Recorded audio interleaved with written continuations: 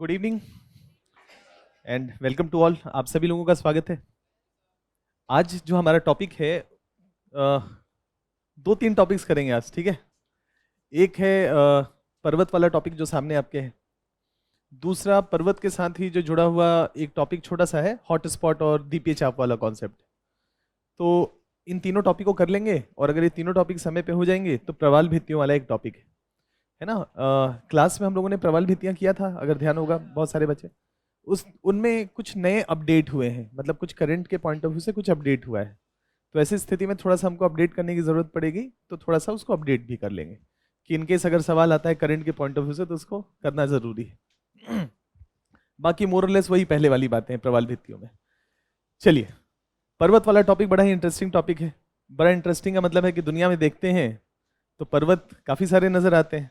Rocky पर्वत, Andes पर्वत, हिमालय पर्वत, आल्स पर्वत, है ना, अरावली पर्वत, विंध्याचल, सतपुड़ा, पश्चिमी घाट, पूर्वी घाट, है ना, Naga hills, Manipur hills, Mizo hills, अरकान योमा, पिगु योमा। उत्तर चाइना में चलते चले जाइए, है ना, अलग अलग उसके नाम हो जाएंगे। क्या जैसे कुछ नाम चाइना में शान शान लगाते चले जाए, है ना। तो तीन शान, अल्ताई शान, कुल्लून शान, शान शान लगा दीजिए। शान का मतलब है पर्वत। तो चाइना में खूब सारे ऐसे पर्वत हैं, यूरोप में भी पर्वत हैं, रशिया और यूरोप के बीच में यूराल पर्वत है ना। अब दुनिया भर में जो भी पर्वत हमको देखने के लिए मिल रहे हैं उसमें एक पैटर्न है। पैटर्न ये है कि जब हम दुनिया के कुछ पर्वतों को देखते हैं तो कुछ पर्वतों के शिखर नजर आते हैं, पीक नजर आते हैं, चोटियां होती हैं उनकी। जैसे हिमालय पर्वत में माउंट एवरेस्ट, ऊपर जा करके ऐसा नहीं कोई एक विशाल एरिया है कि आराम से बैठ करके उसमें कुछ लोग बैठ जाएं। एक सकरा पतला सा पीक है। तो दुनिया में जो भी नवीन पर्वत होते हैं वो क्या होते हैं, उनके पीक होते हैं, उनकी चोटियां होती हैं। लेकिन समय के साथ साथ जैसे जैसे समय बीतेगा तो हवा, पानी, हिमानी, समुद्र की लहरें जब उस पर पड़ेंगी तो समय के साथ साथ उस पीक का अपर्दन होना शुरू हो जाएगा। तो जो पीक है वो धीरे धीरे करके क्या होगा, चौड़ा होता चला जाएगा, मतलब उसका अपर्दन होना शुरू हो जाएगा। तो इसका मतलब है कि दुनिया में कुछ पर्वत ऐसे होंगे जिनकी खड़ी चोटियां होंगी, है ना, जो नवीन होंगे, जो अभी भी बन रहे होंगे, आज भी ऊपर जा रहे होंगे। और दुनिया में कुछ ऐसे पर्वत होंगे जो कभी ऐसे थे लेकिन आज अपर्दन होते होते होते होते ऐसे हो गए। ऐसा हो सकता है। जब हम दुनिया भर के पर्वतों में जाएंगे, उसके टॉप पे पहुंचेंगे तो देखेंगे ये तो बिल्कुल फ्लैट है। तो ये फ्लैट कैसे हुआ, इसको तो ऐसा होना चाहिए था, है ना। तो समय के साथ साथ उसका अपर्दन हुआ। तो इसका मतलब है कि दुनिया भर में जो भी पर्वत पाए जाते हैं उनको हम नवीन पर्वत और प्राचीन पर्वत में किस संज्ञा दे सकते हैं कि सभी पर्वत एक ही साथ हम रुम नहीं होंगे, कुछ पहले बने होंगे, कुछ बाद में बने होंगे। पृथ्वी का उम्र 460 करोड़ साल है या 4.6 बिलियन साल है। अब इस पूरे पीरियड में अलग अलग समय में प्लेट टेक्टोनिक की घटनाएं हुई, और प्लेट टेक्टोनिक की घटनाएं हुई तो कहीं पर प्लेट ज़्यादा टकराए, जहाँ पर ज़्यादा टकराए वहाँ पर पर्वतों का निर्माण हुआ होगा। तो दुनिया भर में जब पर्वतों का अध्ययन किया गया तो पाया गया कि पृथ्वी के इतिहास में अभी तक 4 ऐसे पीरियड हुए जब पर्वतों के निर्माण की प्रक्रिया अत्यंत तीव्र रही। क्लियर है? उसको हमने 4 कैटेगरी यानी कि 4 पीरियड में बांट दिया। एक को कहा प्री कैम्ब्रियन, उसके बाद कैलिडोनियन, हर्शिनियन, अल्पाइन। 4 नाम हो गए। तो यूपीएससी क्या करेगा? प्राचीन से नवीन का कुछ नाम पूछेगा। Precambrian, Caledonian, Hercynian, Alpine. Simple है ये। प्री कैम्ब्रियन का मतलब है कि पृथ्वी की उम्र 460 करोड़ साल है, उसमें से 400 करोड़ साल का जो पीरियड है उसको कहा जाता है प्री कैम्ब्रियन।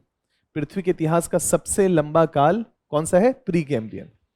और सबसे लंबा काल का मतलब है 460 करोड़ साल में से 400 करोड़ वर्ष का काल केवल और केवल एक पीरियड का नाम है, जिसका नाम है प्री कैम्ब्रियन।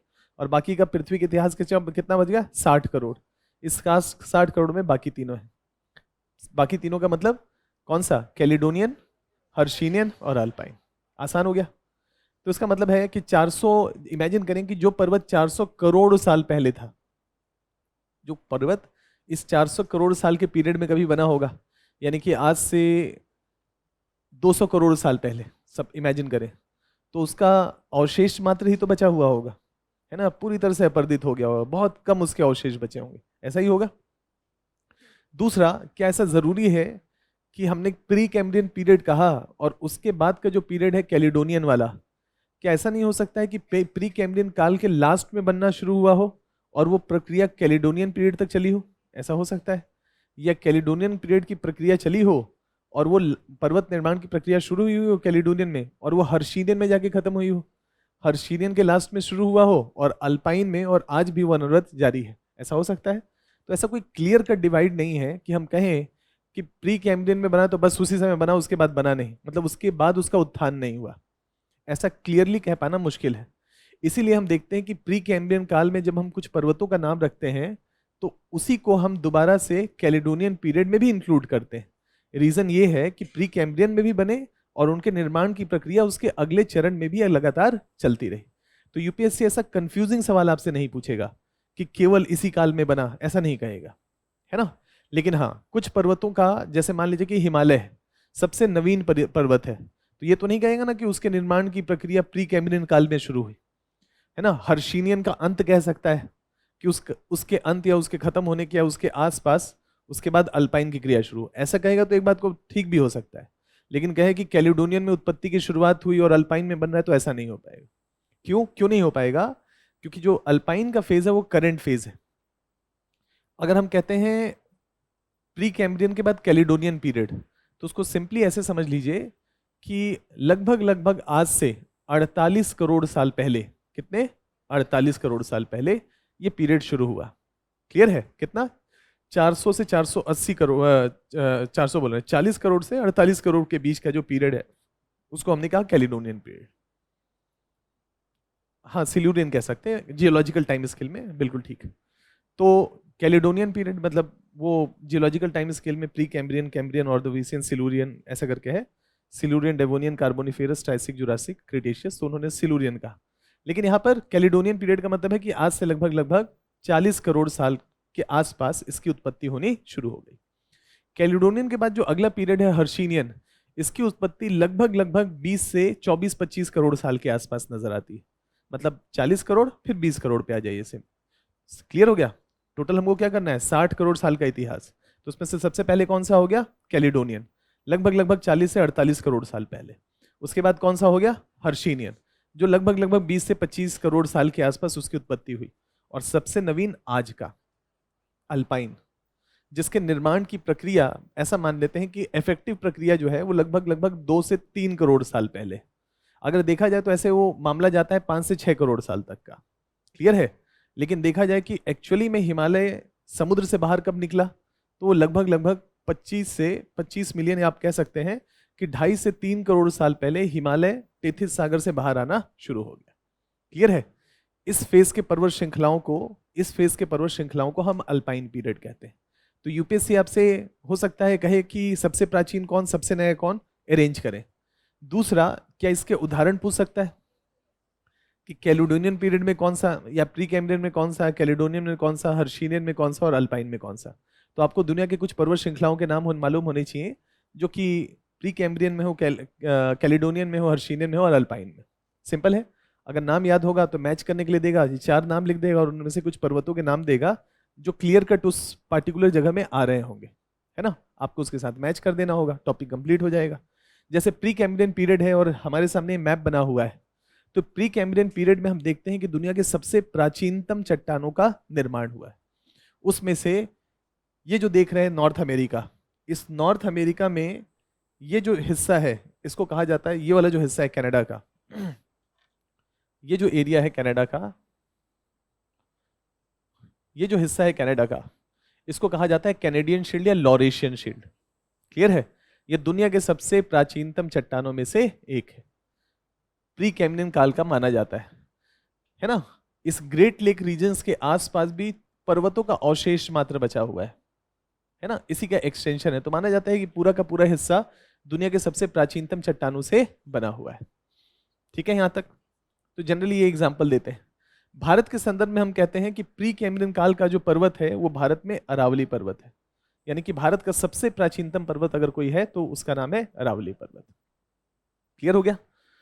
अब प्री कैम्ब्रियन काल में जो पर्वत बने वो आगे चल करके हो सकता है कि उसका निर्माण प्री कैम्ब्रियन से आगे तक के काल में रहा हो, लेकिन मुख्यतः इनके निर्माण की क्रिया कब शुरू हुई, तो वो शुरू हुई प्री कैम्ब्रियन पीरियड में।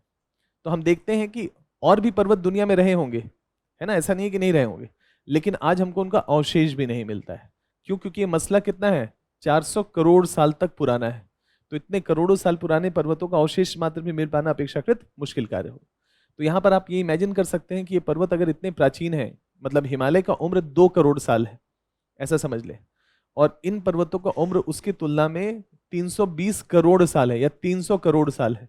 तो इमेजिन करें कि अरावली हिमालय से कितना प्राचीन है, और प्राचीन है तो आज बचा हुआ है, तो जब अपने युवा अवस्था में रहा होगा तो कितना ऊंचा रहा होगा, है ना, कितना विशाल पर्वत ये रहा होगा कि आज उसके अवशेष मात्र है।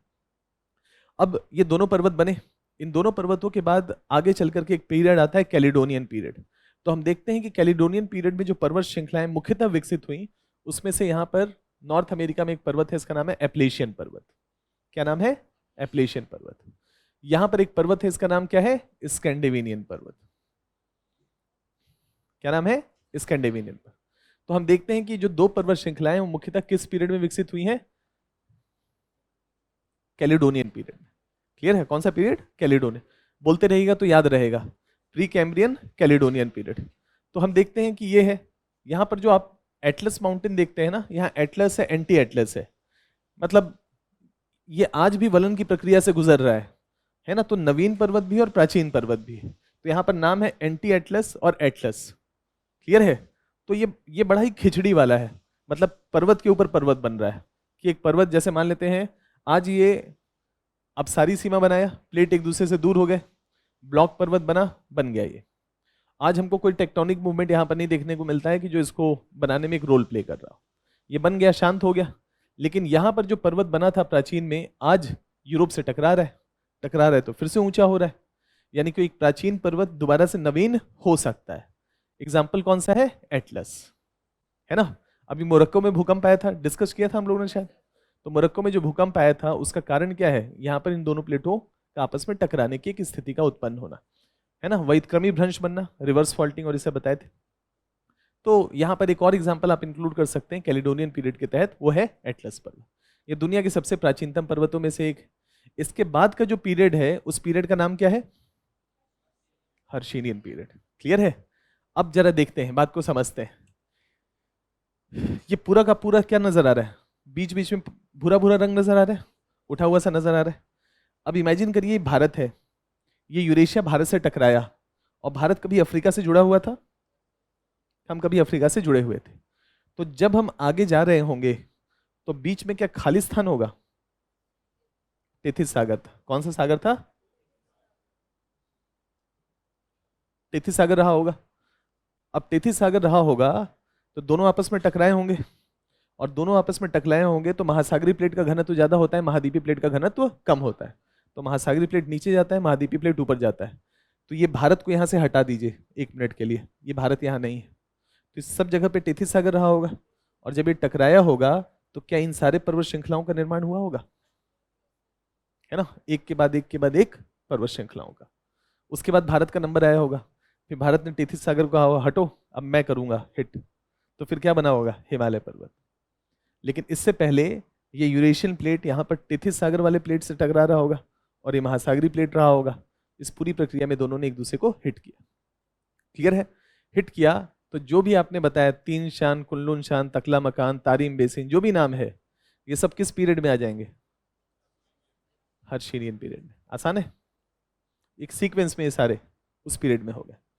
अब धीरे धीरे करके भारत खिसका, भारत आगे बढ़ा, भारत आगे बढ़ा तो टेथिस सागर खत्म, टेथिस सागर की जगह भारत आ गया, और टेथिस सागर के बीच में जो गाद बालू मिट्टी था उसका क्या हुआ, है ना, जब दोनों टकराए होंगे तो कुछ गाद बालू मिट्टी ऊपर उठना शुरू हुआ होगा, दोनों हिट किए होंगे, कुछ गाद बालू मिट्टी ऊपर चला गया होगा, ऊपर चला गया होगा तो संकुचन हुआ होगा, भारतीय प्लेट नीचे जा रहा है, क्यों, क्योंकि भारतीय प्लेट का घनत्व यूरेशियन प्लेट की तुलना में ज्यादा है, तो नीचे जा रहा है।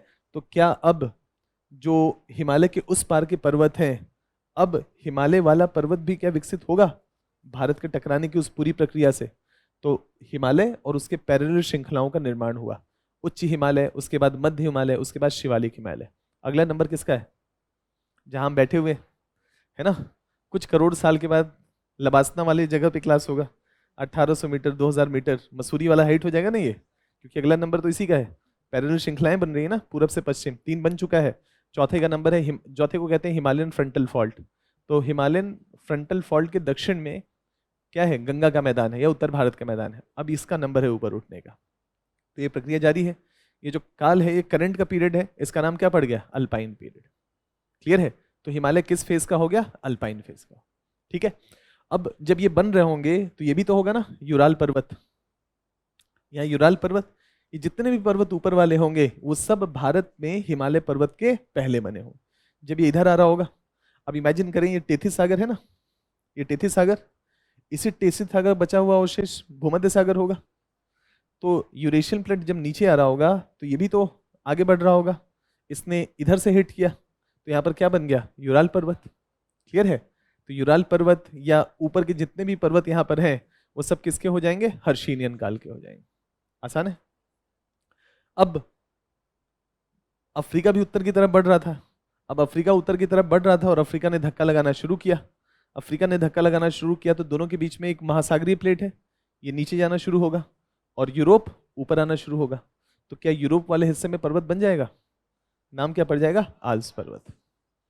अगर अगर सपोज करते हैं कि इधर मूवमेंट हो रहा है, इसकी जगह मूवमेंट ऐसे होता, इसी जगह मूवमेंट इधर से होता, तो आल्प्स कहाँ बनता, यहां बनता, नहीं इधर ना बनकर के उधर बनता। क्लियर है? दोनों के बीच में भूमध्य सागर है जो कि महासागरीय प्लेट है, और घनत्व किसका ज्यादा है, महासागरीय। तो नीचे कौन जाएगा, महासागरीय, ऊपर कौन उठेगा, और वहां महाद्वीप कौन है, यूरेशिया। क्लियर है? आज भी ऊपर उठ रहा होगा, जब तक ये पूरा खत्म नहीं होगा ये प्रक्रिया चलती रहेगी, जब तक फोर्सेस लगते रहेंगे। तो आल्प्स पर्वत क्या नवीन पर्वत है,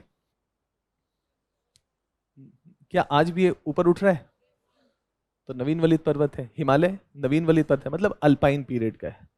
अब इसका मतलब है कि जो अल्पाइन पीरियड के पर्वत हैं वो पूर्व पश्चिम होते हैं, क्या केवल पूर्व पश्चिम होते हैं, है ना, तो फिर हमको ये देखना पड़ेगा, यहाँ पर रॉकीज और यहाँ पर क्या है, सॉरी यहाँ पर रॉकीज है और ये एंडीज, भाव तो समझ ही गए, है ना, रॉकी पर्वत और एंडीज पर्वत। अब यहाँ पर हो क्या रहा है, इस प्लेट का नाम क्या है, और महाद्वीपीय प्लेट, नॉर्थ अमेरिकन, उत्तरी अमेरिकन प्लेट, और इसका नाम क्या है, south American plate, Pacific plate, उत्तरी प्रशांत प्लेट, इसका नाम क्या है, साउथ अमेरिकन प्लेट, और इसका नाम क्या है, पैसिफिक प्लेट। और पैसिफिक प्लेट का अगर हम थोड़ा सा और डिटेलिंग करें तो पैसिफिक प्लेट का एक माइक्रो प्लेट भी हो सकता है जो टूट सकता है, इसका नाम है नास्का प्लेट, और यहाँ पर इस प्लेट का नाम है कोकोस प्लेट। टूट गया है बेचारा, टकराएगा तो कहीं ना कहीं दरार तो पड़ेगा ही, है ना, तो कोकोस प्लेट टकरा रहे हैं आपस में, और टकरा रहे हैं तो नीचे कौन जाएगा, महासागर, नीचे जाएंगे तो पर्वत कहाँ बनेगा, नॉर्थ। अब ये बताइए कि ये टकराने की प्रक्रिया ऐसे हो रही है, ऐसे हो रही है, तो पर्वत जब ऐसे हो रही है सब जगह पे, तो पर्वत तो ऐसे ही बनेगा ना। अगर ये प्रक्रिया ऐसे होती तो पर्वत ऐसे बन जाता। यहाँ पर ये प्रक्रिया इस तरह से सीधी हो रही है तो यहाँ पूरब से पश्चिम बन गया। यहाँ पर ये प्रक्रिया प्रक्रिया ऐसे हो रही है तो 2400 किलोमीटर लंबा पर्वत बन गया। ये प्रक्रिया यहाँ ज्यादा लंबी हो रही है तो 6000 किलोमीटर लंबा पर्वत बन गया। लेकिन कैसे बना? उत्तर से दक्षिण। ये भी क्यों? क्योंकि प्लेटें ऐसे टकरा रही है तो इसके किनारे पे उत्तर से दक्षिण में पर्वत श्रृंखलाओं का निर्माण हुआ। क्या ये प्रक्रिया आज भी जारी है? कैसे पता की जारी है? क्योंकि आज भी ज्वालामुखी का विस्फोट इस क्षेत्र में हो रहा है। लगातार भूकंपीय गतिविधियां देखने को मिलती हैं। तो जो भी एक्टिव प्लेट बाउंड्री होंगे वहां पर क्या होगा? भूकंपीय गतिविधियां देखने को मिलेंगी। और अगर महाद्वीपीय और महासागरीय प्लेट टकरा रहे हैं तो ज्वालामुखी की गतिविधियां भी होनी चाहिए। बेनिफ जोन में पहुंचेगा, पिघलेगा, ज्वालामुखी होगा। साउथ अमेरिका का हाईएस्ट पॉइंट, साउथ अमेरिका का हाईएस्ट पॉइंट माउंट एकनकागुआ है ना। और नॉर्थ अमेरिका का हाईएस्ट पॉइंट कोटापेक्सी, मतलब रॉकी पर्वत का highest point mount McKinley. Good, clear है। मतलब ऐसा हो सकता है आपसे पूछे, हिमालय का पूछेगा तो बता देंगे, उसमें तो गलती करेंगे नहीं। और आल्स का पूछेगा तो ई से नाम है, ई से यूराल हुआ, एल्ब्रस, माउंट एल्ब्रस। ठीक है, आगे पार्ट पीछे पूरा सा पार्ट। हाँ, उल्टा पुल्टा कहाँ है? एक दो बार उस आनंद ले लीजिए उस नाम से, तो उल्टा पुल्टा कहाँ लगेगा, है कि नहीं? मतलब थोड़ा हंसी मजाक के साथ उसको पढ़ लिए तो आसान हो जाएगा। क्लियर हो गया? तो दुनिया में ऐसे पर्वतों के नाम पूछेगा। ये जो है इसमें वही बात लिखी गई है, मतलब जो स्लाइड में लिखा गया था, जो कंटेंट आपको मिला है उसमें यही बात रखी गई है। कुछ नाम लिए गए हैं, मैंने कुछ ज्यादा नाम बता दिए हैं। उदाहरण के लिए लॉरेशियन, लॉरेशियन मतलब वही कैनेडियन शील्ड या लॉरेशियन का पठार। कैलिडोनियन पीरियड में स्कॉटलैंड वाला पर्वत, स्कॉटलैंड मतलब इंग्लैंड वाला हिस्सा, और उसके ऊपर में स्कैंडिनेवियन पर्वत, ऐसे देखते हैं। जब ये टूटा, ये कभी आपस में जुड़े हुए थे ऐसा वैगनर ने कहा, और सारे साक्ष्य देकर के प्रूफ किया कि जुड़े हुए थे, है ना। बाद में सी फ्लोर स्प्रेडिंग, हैरी हेस ने इस बात को प्रूफ किया, ये आपस में जुड़े थे। और जब टूटे होंगे तो क्या भ्रंशन हुआ होगा? और भ्रंशन हुआ होगा तो यहाँ पर भी तो ये स्कॉटलैंड है, यहाँ पर भी तो पर्वत होगा। ये आइसलैंड है, यहाँ पर भी तो पर्वत होगा। ये ग्रीनलैंड, ये भी तो जुड़ा होगा, ये पर्वती है नहीं, ये पर्वती है। इधर ये पर्वती है, इधर ये है ना। इधर ब्राजीलियन हाईलैंड्स है कि नहीं। चारों तरफ क्या हुआ? भ्रंशन हुआ। भ्रंशन हुआ तो उथल पुथल हुआ, कुछ हिस्सा उछल करके ऊपर चला गया, कुछ नीचे धंस गया। जो ऊपर उठ गया वो क्या बन गया? पर्वत बना। तो महाद्वीपों में तो यही होगा, ऊपर उठ गया, बीच वाला हिस्सा धंस गया, समय के साथ उसमें पानी भर गया, क्या बन गया? अटलांटिक ओशियन, है कि नहीं। तो अटलांटिक ओशियन एक्चुअली में भ्रंश घाटी में है, और बाद में उसमें दरार पड़ा तो सी फ्लोर स्प्रेडिंग होना शुरू हो गया, मतलब वही फैल रहा है। तो कुल मिलाकर के यूपीएससी मतलब यहाँ पर कुछ एग्जाम्पल्स दिए हुए हैं। स्कॉटलैंड का पर्वत है ना, सतपुड़ा, महादेव हिल्स, अरावली हिल्स। आपको इसकी शुरुआत अरावली की कहाँ से हुई थी? Pre Cambrian. और प्री कैम्ब्रियन के लास्ट फेज से होता हुआ कहाँ तक हुआ? मतलब कैलिडोनिया। तो दुनिया के सबसे प्राचीन पर्वतों में से है। इस पीरियड में वो निर्माण कंप्लीट हो गया। अगला है हर्सिनियन, यूराल पर्वत, एप्लेशियन, आल्प्स नहीं है, एप्लेशियन उसके ऊपर वाला, है ना। और ऊपर जितने भी आपके सामने चाइना वाला नाम लिए, तीन शान कुल्लून शान वाला, है ना, वो सब इस किस पीरियड में आ जाएंगे? हर्शिनियन। अल्पाइन में दो तीन नाम हम लोगों ने देखा, आल्प्स, हिमालय, एंडीज, रॉकीज, ये सब हम लोगों ने देख लिया। थोड़ा बहुत कंफ्यूजन सतपुड़ा और अरावली को लेकर के हो सकता है ना। अब सबसे पुराना तो है अरावली पर्वत, ठीक है। लेकिन चूंकि ये जो काल है वो लगभग 40 करोड़ साल पहले शुरू हुआ, या 40 से 48 करोड़ साल पहले शुरू हुआ। तो थोड़ा सा इसको समझ लेते हैं कि मसला क्या है। देखिए, सतपुड़ा, अरावली, महादेव हिल्स, इसको समझने की कोशिश करते हैं इस वाले डायग्राम से। ये हमारा प्रायद्वीपीय भारत था, ठीक है। छोटी सी बस कहानी है, ऐसा समझ लीजिए आराम से। ये हमारा भारत था। क्या भारत में हमेशा हिमालय था? क्या लगता है? नहीं था ना। यानी कि आज जो भारत का शेप है, आप भारत को जिस तरह से देखते हैं, है ना, भारत को जिस भी नजर से देखते हैं ऐसे, जब हम अफ्रीका के साथ जुड़े हुए थे तो केवल हम इतने मात्र थे। ठीक है, यानी कि आज का हिमालय पर्वत और गंगा का मैदान तो सबसे बाद में बना है, ये सब तो थे ही नहीं। तो अगर भारत का कोई हिस्सा था जब भारत अफ्रीका से टूटा, तो केवल एक हिस्सा था जिसको कहते हैं प्रायद्वीपीय भारत, गंगा के मैदान का दक्षिणी हिस्सा, है ना, उतना ही हिस्सा भारत का था, उसके दक्षिण वाले सारे हिस्से थे जिसका नाम है प्रायद्वीपीय भारत। अब सवाल ये है कि क्या पेंजिया एक ही बार टूटा है या कई बार टूटा होगा, है ना। इसी को टूजो विल्सन ने कहा था विल्सन साइकिल।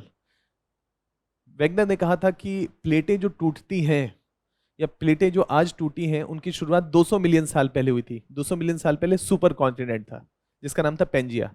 तो 200 मिलियन का मतलब है 20 करोड़ ना।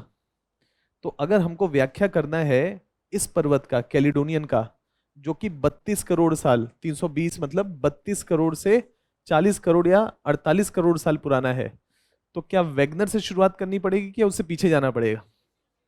उससे पीछे जाना पड़ेगा, समझ पा रहे हैं? क्योंकि वैगनर ने कहा कि सुपर कॉन्टिनेंट था पेंजिया और वो टूटा होगा, तो वह जो भी अपसारी सीमा, अभिसारी सीमा, संरक्षित सीमा, ये सब बन रही है ना, आज भी प्लेटें एक दूसरे से दूर जा रही है। तो सवाल ये है कि पेंजिया से पहले क्या था? तो पेंजिया तो बना होगा ना जब सब आपस में जुड़े होंगे, तब बना होगा ना पेंजिया, नहीं?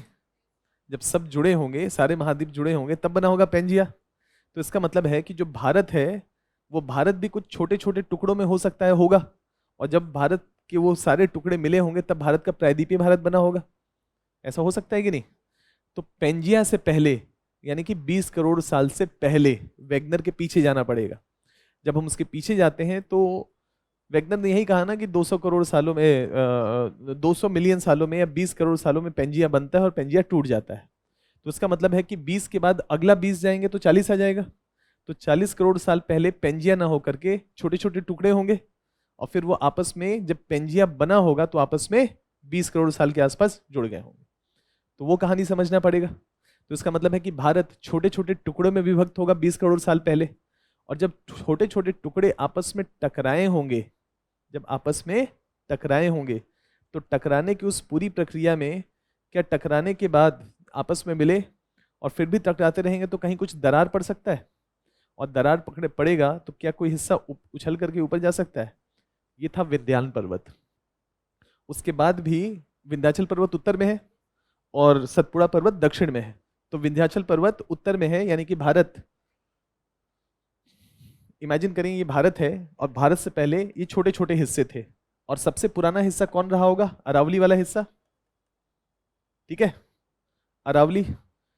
दूसरा, आज हम जो झारखंड, छत्तीसगढ़, छोटा नागपुर का पठार देखते हैं, है ना, सेमभूम का क्रेटन कहा जाता है, दुनिया के सबसे प्राचीनतम क्षेत्रों में से ये भी है। एक ये रहा होगा, और एक भारत का दक्षिण वाला हिस्सा रहा होगा, प्रायद्वीपीय भारत या दक्कन का पठार आप उसको कह सकते हैं, है ना। प्रायद्वीपीय भारत का दक्षिण वाला हिस्सा, सतपुड़ा के दक्षिण वाले हिस्से को दक्कन के पठार के नाम से जाना जाता है, तो इसको नाम दे देते हैं दक्कन का पठार।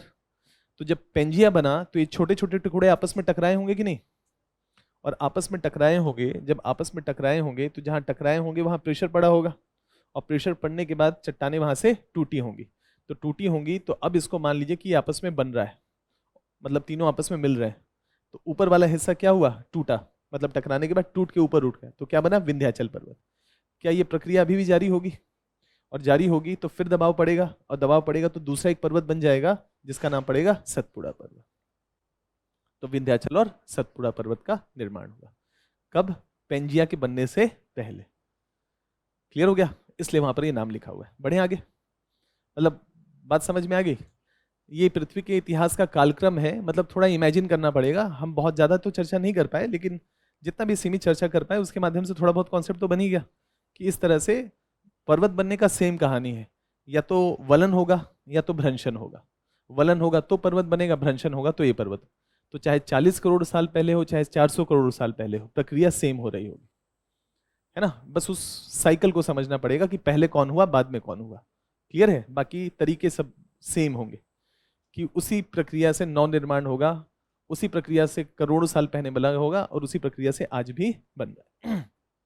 तो यहाँ यूपीएससी हो सकता है, यहाँ हो सकता है यूपीएससी कुछ पर्वत श्रृंखलाओं के नाम दे, ठीक है। जैसे हम लोगों ने देख लिया ना 4 कालक्रम, तो कुछ पर्वत श्रृंखलाओं के नाम दे और कहे कि इनको घटते हुए क्रम में, है ना, उम्र के आधार पे या समय के आधार पे या कालक्रम के आधार पे बढ़ते हुए क्रम में या घटते हुए क्रम में अरेंज करें। क्लियर है? तो आपको ऐसा देगा तो आपको ध्यान रखना पड़ेगा। ध्यान रखिएगा कि नॉर्थ अमेरिका वाला हिस्सा, भारत वाला हिस्सा सबसे प्राचीनतम हिस्सों में से एक होगा। क्लियर हो गया? फिर कैलिडोनियन वाला, है ना, स्कैंडिनेवियन पर्वत और ये सब वाला इलाका आ जाएगा। फिर आपको देगा तो एशिया के उत्तर वाला इलाका देगा, है ना, हर्शिनियन पीरियड वाला। और फिर उसके बाद नवीन वाला जो भी होगा अल्पाइन, तो अल्पाइन पे तो टिक कर देंगे, उसमें कंफ्यूजन नहीं होगा। जो भी कंफ्यूजन होगा वो कैलिडोनियन और हर्शिनियन वाले में होगा, तो थोड़ा ध्यान रखिएगा। बढ़े आगे। अब वही है, उसी को कहा कि प्लेट टेक्टोनिक की थ्योरी क्या कहती है? 3 प्रकार के पर्वत होते हैं, वलित पर्वत होते हैं, ब्लॉक पर्वत होते हैं और गुंबदकार पर्वत होते हैं। यही है कुल मिलाकर के कि दुनिया में जो भी पर्वत बने हैं उनके बनने की यही 3 तरीके हैं। तो वलित पर्वत का मतलब है अपसारी सीमा या अभिसारी सीमा? अभिसारी सीमा। वलन कैसे होगा? दूर जाने से, पास आने से। पास आने।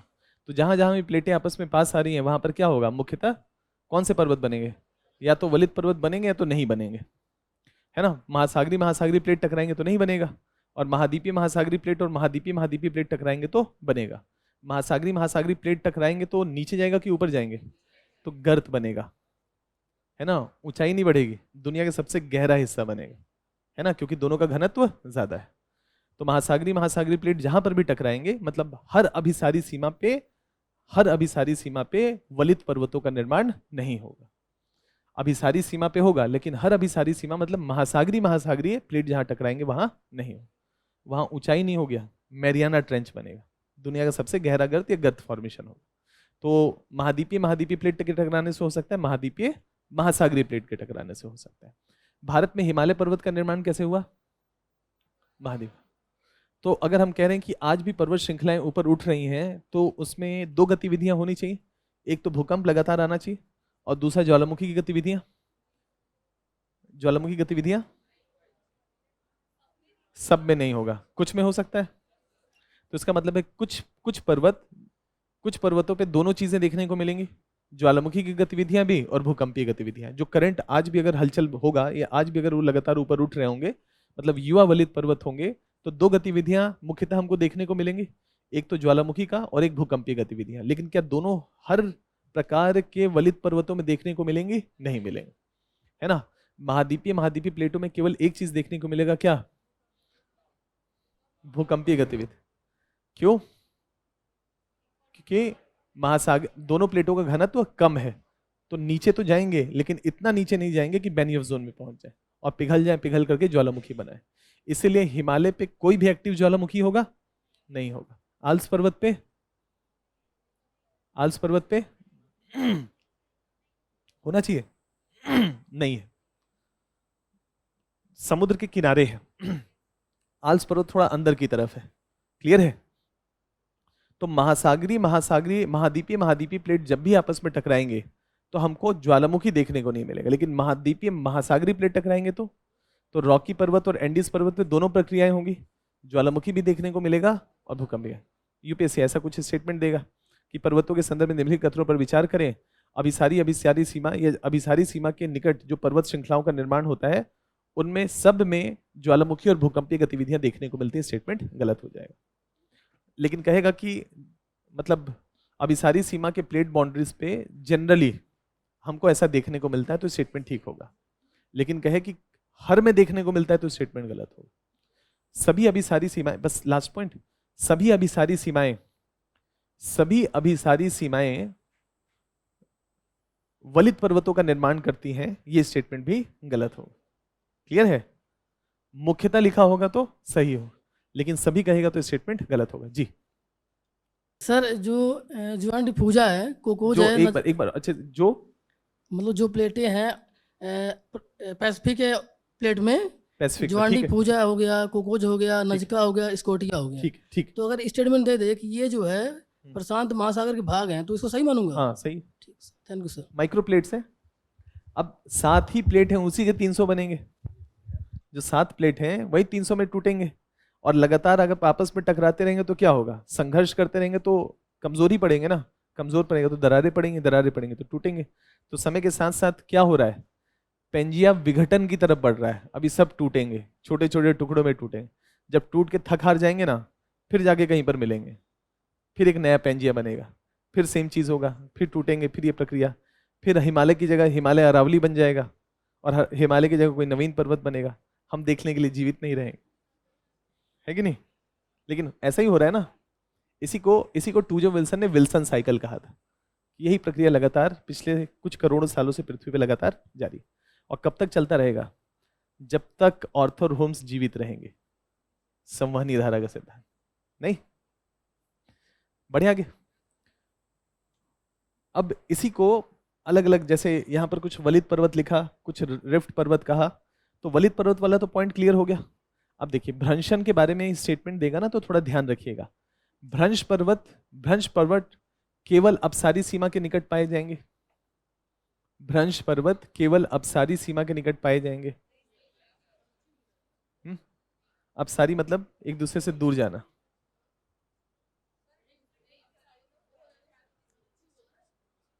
संरक्षी पे हम कह रहे हैं कि हम अभी संरक्षी की बात नहीं कर रहे, हम केवल अपसारी सीमा की बात कर रहे हैं, है ना? हम केवल अपसारी सीमा की बात कर रहे हैं। जितने भी ब्लॉक पर्वत पाए जाएंगे सभी अपसारी सीमाओं पे पाए जाएंगे। हाँ, देखिए संरक्षित सीमा पे तो ब्लॉक पर्वत बनता नहीं है, पहली बात। तो संरक्षित सीमा का तो मसला ही हटा दीजिए। संरक्षित सीमा में केवल एक चीज होता है, भूकंप। न ज्वालामुखी होता है, न पर्वत होता है, न निर्माण होता है, न विनाश होता है। अगर कोई होता है तो केवल एक चीज, वो क्या होता है? भूकंप। तो संरक्षित सीमा का मसला हटा दीजिए, वहां पर्वत बनते ही नहीं है, टच करते हुए जा रहे हैं। ऊर्जा का टकराना जरूरी है या एक दूसरे से दूर जाना है, ताकि भ्रंशन होता, कोई चीज धंस जाता तो ये अपने आप ऊंचा हो जाता है। ऐसी प्रक्रिया तो हो नहीं रही।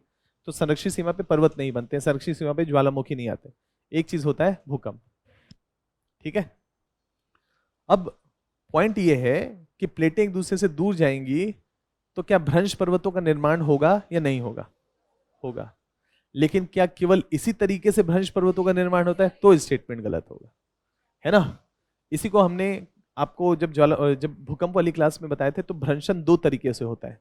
एक को सामान्यतः जब अपोजिट डायरेक्शन में खींचा जाएगा तो दरार पड़नी तय है और बीच वाला हिस्सा नीचे जा सकता है। और दूसरा इसी का जस्ट अपोजिट, जब अपोजिट डायरेक्शन में खींचेंगे तो भ्रंश पड़ेगा, मतलब दरार पड़ेगी। तो जब इसका अपोजिट क्या होगा? जब दोनों टकराएंगे तो ऊर्जा एकत्रित हो रही है इस पॉइंट पे, और यहाँ पर जो चट्टान होगा बेचारा पिस रहा होगा कि नहीं? वो बेचारा झेलता रहेगा और एक बार विद्रोह कर देगा, जाओ, है ना? अब मैं फर्दर दबाव को नहीं झेल सकता, टूट जाएगा वहां से। दरार ऐसे भी पड़ सकती है। तो इसका मतलब है कि यूपीएससी कहेगा कि ब्लॉक पर्वतों का निर्माण केवल अपसारी सीमा के निकट होता है, तो स्टेटमेंट गलत हो। अपसारी और अभिसारी दोनों। संरक्षी बोलेगा तो मानेंगे क्या? ठीक है। अब सारा मसला अपसारी और अभिसारी सीमा है। तो इसका मतलब है कि क्या हमको ब्लॉक पर्वत वो भी मालूम होने चाहिए? हमको ब्लॉक पर्वत वो भी मालूम होने चाहिए, ये हिमालय के निर्माण की प्रक्रिया है। हमको ब्लॉक पर्वत वो भी मालूम होने चाहिए, थोड़ा आगे बढ़ा लेते हैं। क्या हमको वो भी ब्लॉक पर्वत मालूम होने चाहिए दुनिया के जहां पर प्लेटें एक दूसरे से दूर जाने की प्रक्रिया में ब्लॉक पर्वतों का या भ्रंश पर्वतों का निर्माण हो रहा है? और हमको दुनिया के कुछ वो भी उदाहरण मालूम होने चाहिए जहां पर ब्लॉक पर्वतों का निर्माण एक दूसरे के पास आने से हो रहा है ना? क्योंकि यूपीएससी क्या करेगा? पर्वतों के संदर्भ में निम्नलिखित कथनों पर विचार करें। एक दो स्टेटमेंट हो सकता है कि वलित पर्वतों के बारे में हो, और एक दो स्टेटमेंट हो सकता है ब्लॉक पर्वतों के बारे में हो। और चूंकि ब्लॉक पर्वत दोनों ही तरीके से बनते हैं, अपसारी और अभिसारी सीमा के निकट, तो यहाँ कहेगा अपसारी सीमा के निकट जो ब्लॉक पर्वत बनेंगे उनको हम क्या सामान्य भ्रंशन की क्रिया कहेंगे? अपसारी सीमा के निकट सामान्य भ्रंशन होगा, सामान्य। तो अभिसारी सीमा पे व्युत्क्रमी भ्रंश होगा। तो यूपीएससी ये सामान्य भ्रंश और व्युत्क्रमी भ्रंश शब्द का इस्तेमाल करके कुछ पर्वतों का नाम लेगा कि ये ब्लॉक पर्वत सामान्य भ्रंशन की क्रिया से हुए हैं, ये ब्लॉक पर्वत व्युत्क्रमी भ्रंशन की क्रिया से हुए हैं। क्योंकि कॉन्सेप्ट तो क्लियर हो गया, लेकिन भूगोल तो इंटरेस्टिंग सब्जेक्ट है ना, कि कॉन्सेप्ट के बाद एग्जाम्पल भी चाहिए, तभी भूगोल होगा। तो हमको कुछ वैसे एग्जाम्पल्स भी मालूम होने चाहिए। तो यहाँ पर हम लोगों ने जब प्लेट टेक्टोनिक की थ्योरी कर रहे थे तो क्या कर रहे थे? मध्य अफ्रीका का rift valley, east African rift valley किया था ना। तो ईस्ट अफ्रीकन रिफ्ट वैली में क्या हुआ? अफ्रीका का प्लेट टूट रहा है तो किनारे वाले हिस्से ऊंचे हो जाएंगे, और ऊंचे हो जाएंगे तो ये देखें, ये अफ्रीका का पूर्वी हिस्सा क्या है, अपेक्षाकृत भूरा भूरा रंग है। इसके बनने का मूल कारण है सामान्य भ्रंशन की क्रिया, प्लेटें एक दूसरे से दूर जा रही हैं, और इसी को ईस्ट अफ्रीकन रिफ्ट वैली कहते हैं। और यहीं पर इसका हाईएस्ट पॉइंट है mount Kilimanjaro, mount Kenya, mount Merapi, mount Kenya, mount Kilimanjaro, ये सब क्या है, ये सब भ्रंशन की क्रिया से बने हुए पर्वत है। ज्वालामुखी का निक्षेपण उसमें हुआ क्योंकि जब अपसारी सीमा होता है तो दरारी उद्भेदन के माध्यम से उसमें लावा भी निकलता है ना, तो उस प्रक्रिया से उसमें निक्षेपण भी हुआ। लेकिन बना क्यों, जब टूटा तो एक हिस्सा छिटक करके ऊपर गया, और ऊपर गया तो ऐसे में अफ्रीका के पर्वतों या ईस्ट अफ्रीकन रिफ्ट वैली और उसके साथ साथ पर्वत श्रृंखलाओं का निर्माण हुआ। यहाँ पर उसके कुछ क्षेत्रीय नाम है, जैसे इसको इथोपियन हाईलैंड्स कहा जाता है। यहाँ पर इथोपिया एक देश है, उसको इथोपियन हाईलैंड्स कहा जाता है। इसके आसपास कीनिया है, तो कीनिया का पठार के नाम से भी जाना जाता है, या इसी को हम जो 2-3 आपको नाम बताएं कि माउंट कीनिया है, माउंट किलिमंजारो है, इसके नाम से बुलाया जाता है। तो कुल मिलाकर के पॉइंट ये बताना चाहते हैं कि ये ईस्ट अफ्रीकन रिफ्ट वैली और भ्रंशन हुआ तो बीच में दरार पड़ी, दरार में झील बन गया, और जो किनारे वाला हिस्सा उठ गया वो क्या बन गया, पर्वत बन गया। क्लियर हो गया? सामान्य प्रक्रिया से है या वैधक्रमी प्रक्रिया से है? सामान्य भ्रंशन का उदाहरण हो गया, ये बताना चाहते हैं आपको। ठीक है, अब इसी के लिए 2 शब्द का इस्तेमाल होता है, हॉस्ट और गैबन। जर्मन लोगों ने सबसे ज्यादा पर्वतों पे रिसर्च किया, तो इन्होंने कहा कि जो उठा हुआ हिस्सा है जिसको पर्वत कहा गया, ब्लॉक पर्वत, इसको जर्मन भाषा में हॉर्स्ट कहा जाता है। तो कई बार ब्लॉक पर्वत के लिए एक शब्द का इस्तेमाल होगा, हॉर्स्ट। तो हॉर्स्ट का मतलब भी क्या हो गया, है ना, कौन सा पर्वत, ब्लॉक पर्वत, टूटने की प्रक्रिया से बना है। जो भी वैधक्रमी से टूटे चाहे सामान्य से टूटे, लेकिन टूटने की प्रक्रिया से जो पर्वत बना है उसका नाम है हॉस्ट। और नीचे जो घाटी बन गई जिसका भ्रंश घाटी, हम भ्रंश घाटी कह रहे हैं, उसको ग्रेबन के नाम से जाना जाता है। तो ईस्ट अफ्रीकन रिफ्ट वैली जो घाटी है, क्या वो ग्रेबन का उदाहरण होगा? और जो इथोपियन हाईलैंड्स है, माउंट किलिमंजारो है, क्या वो हॉस्ट का उदाहरण होगा? हॉस्ट और गैबन, आसान है। बढ़े आगे। तो हॉस्ट और गैबन शब्द का इस्तेमाल होती है, तो सामान्य प्रक्रिया हो गई। अब जब हम इस मैप में देखते हैं तो ये जो आल्प्स पर्वत है, इसके आसपास उत्तर में जब वहां जाते हैं तो यहाँ जर्मनी और फ्रांस का बॉर्डर है, और जर्मनी और फ्रांस के बॉर्डर में 2 पर्वत हैं, है ना, ब्लैक फॉरेस्ट और वॉसेजेस माउंटेन, है ना। बोले थे मैप लेकर के आने के लिए, नहीं बोले थे क्या कभी? लाए हैं अपना, मतलब एक यूरोप का मैप ओपन रखिएगा, फटाफट देखते रहिएगा। विश्व के मैप में नहीं मिलेगा, यूरोप के मैप में मिलेगा।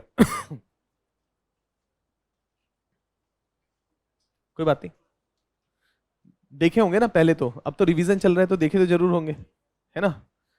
तो ब्लैक फॉरेस्ट और वॉसेजेस माउंटेन यूरोप में, है ना, बीच में राइन नदी, ठीक है, बीच में राइन नदी। तो इसका मतलब है कि अफ्रीका के भ्रंश घाटी में झीलें हैं।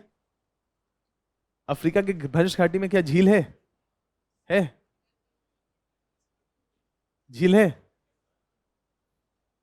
झील है या नहीं है? आप समझ गए ना कि हम आपसे क्या चाहते हैं? एक नाम बता दीजिए, आप ही वही बताइए। Lake Titicaca. Titicaca, lake Titicaca. Titicaca south America में है। हाँ? Victoria sir, Victoria sir, Victoria. हाँ? विक्टोरिया नाम सर याद नहीं आ रहा था, विक्टोरिया है। विक्टोरिया को छोड़ के बाकी सब थे बताए थे, नहीं बोले थे? कई बार क्लास में बोले थे विक्टोरिया को छोड़ के बाकी, और लेना नाम विक्टोरिया का ही है, उसके अलावा कोई और नाम ले लीजिए बीच में बस। हाँ, क्या बताना चाहते हैं? बता दीजिए। विक्टोरिया ही बोलने वाले थे, छोड़ दिए वो। हो गया क्या नाम बताए थे? कोई बताना चाहेगा? एडवर्ड और कीवू, और एडवर्ड कीवू और टंग्यानिका और मलावी। उत्तर से दक्षिण पूछेगा कि नहीं पूछेगा? याद करने की जिम्मेदारी किसकी? आपकी है ना। भ्रंश घाटी करते रहेंगे और भ्रंश घाटी का झील पूछ लिया तो, है ना, गूगली पड़ जाएगा कि नहीं? तो ध्यान रखिएगा, मतलब 4 झीलें, कई बार ये बात की है, याद रखिए, याद रखना जरूरी है और बहुत आसान है ना। सूचना आधारित तो सवाल पूछा है, एक बार थोड़ा सा मैप अच्छे से देख लिया, उसका मेंटल मैप बना लिया, हो गया। अब अफ्रीका नहीं, आ जाइए यूरोप वाले मैप में, घर जाकर के देखिएगा, भ्रंश घाटी में झीलें हो सकती हैं, ईस्ट अफ्रीकन रेड वैली उसका उदाहरण हो गया, है ना। यूरोप वाला मैप जो हम देख रहे हैं, यूरोप में हमने कहा कि यूरोप, जर्मनी और फ्रांस वाला जो बॉर्डर है, वहां पर एक पर्वत है, उसका नाम है ब्लैक फॉरेस्ट और वॉसेजेस माउंटेन। मिला सबको? पूरब में कौन सा है? ब्लैक फॉरेस्ट या वॉसेजेस? पूरब का मतलब ये इधर वाला ब्लैक फॉरेस्ट, और पश्चिम में कौन सा है? वॉसेज। दोनों के बीच में भ्रंश घाटी होगा, और भ्रंश घाटी में झील होगा कि नदी है? वहां झील भी हो सकता है, लेकिन यहाँ क्या है? नदी है। नाम क्या है? राइन नदी। क्लियर है? हो गया। ये यहां पर ये जो भ्रंशन की क्रिया हुई है सामान्य तरीके से नहीं हुई है, व्युत्क्रमी तरीके से हुई। टकराने के कारण ऐसी स्थिति उत्पन्न हुई है। तो ब्लैक फॉरेस्ट और वॉसेजेस माउंटेन व्युत्क्रमी भ्रंश के उदाहरण है। क्लियर है? व्युत्क्रमी हॉस्ट के उदाहरण है। क्लियर है? और राइन नदी व्युत्क्रमी प्रक्रिया से ग्रेबन बना है या भ्रंश घाटी बना है। सोपानी का मतलब है कि एक बार ना होकर के, एक बार सोपानी भ्रंश का मतलब है स्टेप, सोपान नहीं कहते हैं, जीवन के सोपान, स्टेप्स। तो ये जो जैसे टकराए तो दरार पड़ा, तो एक हिस्सा दब गया, फिर कुछ समय तक और दबाते रहे, फिर और दब गया, तो ऐसे करके स्टेप्स बन गए। ठीक है? तो सामान्य प्रक्रिया और व्युत्क्रमी प्रक्रिया। क्लियर है? अब एक भारत का उदाहरण ले लेते हैं। भारत में कौन सी नदी बहती है? नर्मदा। भ्रंश घाटी का उदाहरण है। सामान्य भ्रंशन या व्युत्क्रमी भ्रंशन? मतलब ये हमारे लिए इंपॉर्टेंट है ना, वो तो मालूम ही आपको। नर्मदा सामान्य या व्युत्क्रमी भ्रंश? व्युत्क्रमी। भारत टकराया होगा, 3 हिस्से रहे होंगे, और सतपुड़ा और विंध्याचल पर्वत बना ना। और कैसे बना? भारत 3 प्रोटो कॉन्टिनेंट था, बताए थे ना अभी, पेंजिया से पहले 3 छोटे आपस में टकराए तो संकुचन हुआ, एक हिस्सा छिटक करके ऊपर गया विंध्याचल, बीच वाला हिस्सा नीचे दब गया, और इधर वाला हिस्सा फिर भी दबाते रहे तो भविष्य में आगे चल के आगे बन गया। फिर उसके नीचे क्या बन गया? बालाघाट रेंज, हरिश्चंद्र रेंज, ऐसे बनते चले गए नीचे, है ना। तो विंध्याचल पर्वत और सतपुड़ा पर्वत, और बीच में क्या बन गया? नर्मदा। तो नर्मदा क्या है? ग्रेबन में बहता है, और विंध्याचल पर्वत और सतपुड़ा पर्वत क्या है? भ्रंश पर्वत के उदाहरण हो गए। सामान्य या व्युत्क्रमी? ऐसा कुछ पूछेगा? हाँ, व्युत्क्रमी। तो ऐसा पूछेगा तो ध्यान रखना है। मतलब अगर नॉर्मली पूछेगा, अगर भ्रंश घाटी तो कोई दिक्कत नहीं है, लेकिन सामान्य और व्युत्क्रमी पूछेगा तो आपको कुछ उदाहरण मालूम होने चाहिए। बढ़े आगे। तो यहाँ पर वही है, बाकी इसको पढ़िएगा। वलित पर्वतों के बारे में यही सब बात है। वही बताएं, ब्लॉक पर्वत या हॉस्ट कहा जाता है। नीचे वाले ब्लॉक को क्या कहा जाएगा? ग्रेबन या भ्रंश घाटी के नाम से जाना जाएगा। 2 प्रक्रियाओं से बन सकता है, सामान्य और व्युत्क्रमी भ्रंश। उसी को बताया गया है कि जैसे ये दोनों टकराए तो एक खिसक खिसक करके ऊपर चला गया, क्या बन गया? Black forest. ऐसे ही ब्लैक फॉरेस्ट बना होगा, ऐसे ही वॉसेजेस माउंटेन बने होंगे, ऐसे ही विंध्याचल बना होगा, ऐसे ही सतपुड़ा बना होगा। तो तनाव या संपीड़न से हो सकता है। क्लियर हो गया? तो पहला हमारा जो टॉपिक है पर्वतों के संदर्भ में हम लोगों ने समझ लिया। बाकी नॉर्मल सी बात है, थोड़ा सा हाँ ले लीजिए। हाँ, जो मालदा वाला है, मालदा गैप जो है, अच्छा अच्छा अच्छा, तो उसमें जो है अगर हम देखें तो उसमें भी उसको ग्रेब भारत की क्लास में कर ले। ठीक है, छोटा मालदा गैप जहां से गंगा नदी बहती है ना, छोटा नागपुर का पठार और दूसरी तरफ मेघालय का पठार, उसके बीच में गैप है, मतलब घाटी बना हुआ है, उसको मालदा गैप कहते हैं। आगे कर लेंगे, भारत बचा हुआ है ना अभी, तो भारत की भू-आकृति के बारे में करेंगे तो मालदा गैप, दोनों तरफ जो भी है वो कर लेंगे। यहां तक का पॉइंट क्लियर है?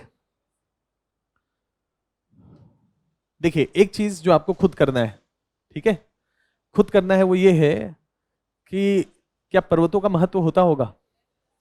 कुछ महत्व होगा तो क्या क्या महत्व हो सकता है, थोड़ा सा एनालिसिस करिएगा।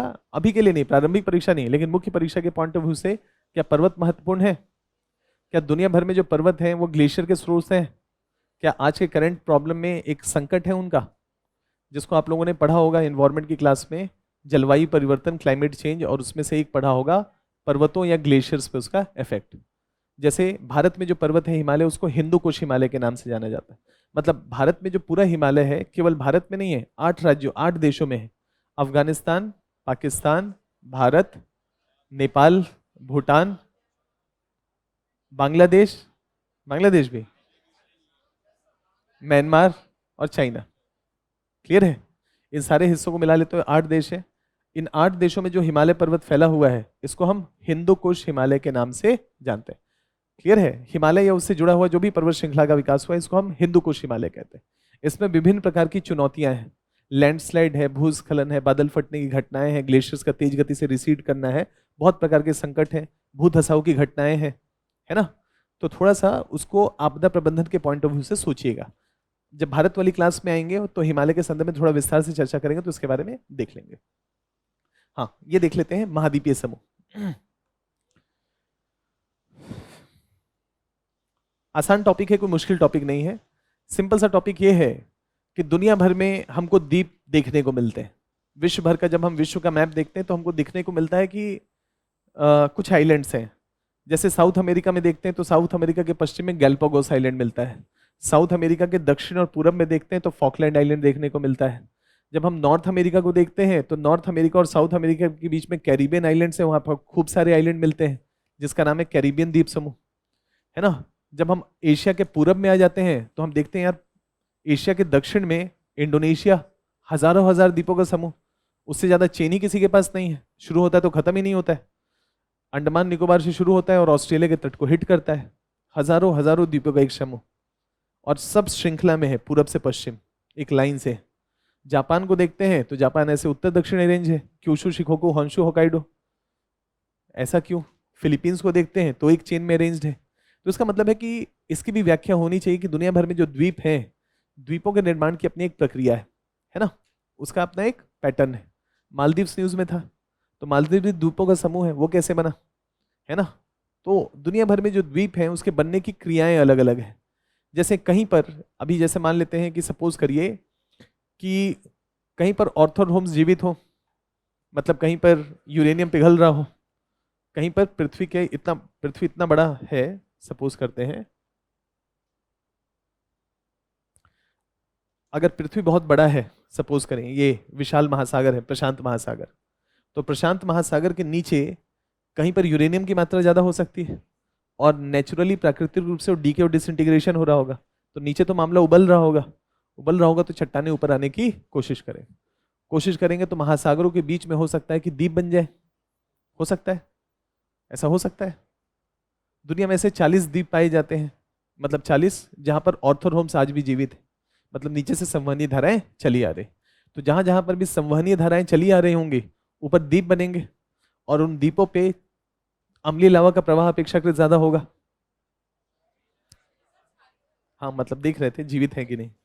क्षारीय लावा का प्रवाह है ना, क्लियर हो गया कि हॉट स्पॉट से क्या निकलता है, क्षारीय लावा। तो क्षारीय लावा से बना हुआ एक अपेक्षाकृत द्वीपों की श्रृंखला बन रही होगी। तो एक तो ये कारण हो सकता है द्वीपों के बनने का, मतलब हॉट स्पॉट, मतलब कि संवहनीय धारा, ऑर्थोहोम्स ने जो बात कही थी।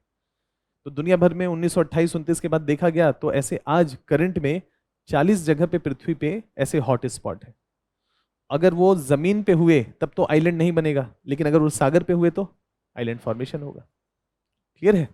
उसमें से एक है गैलापागोस आइलैंड, उसमें एक है रीयूनियन आइलैंड और उसमें से एक है हवाई आइलैंड। तो इस तरीके से बन सकता है, मतलब इस तरीके से बनते हैं।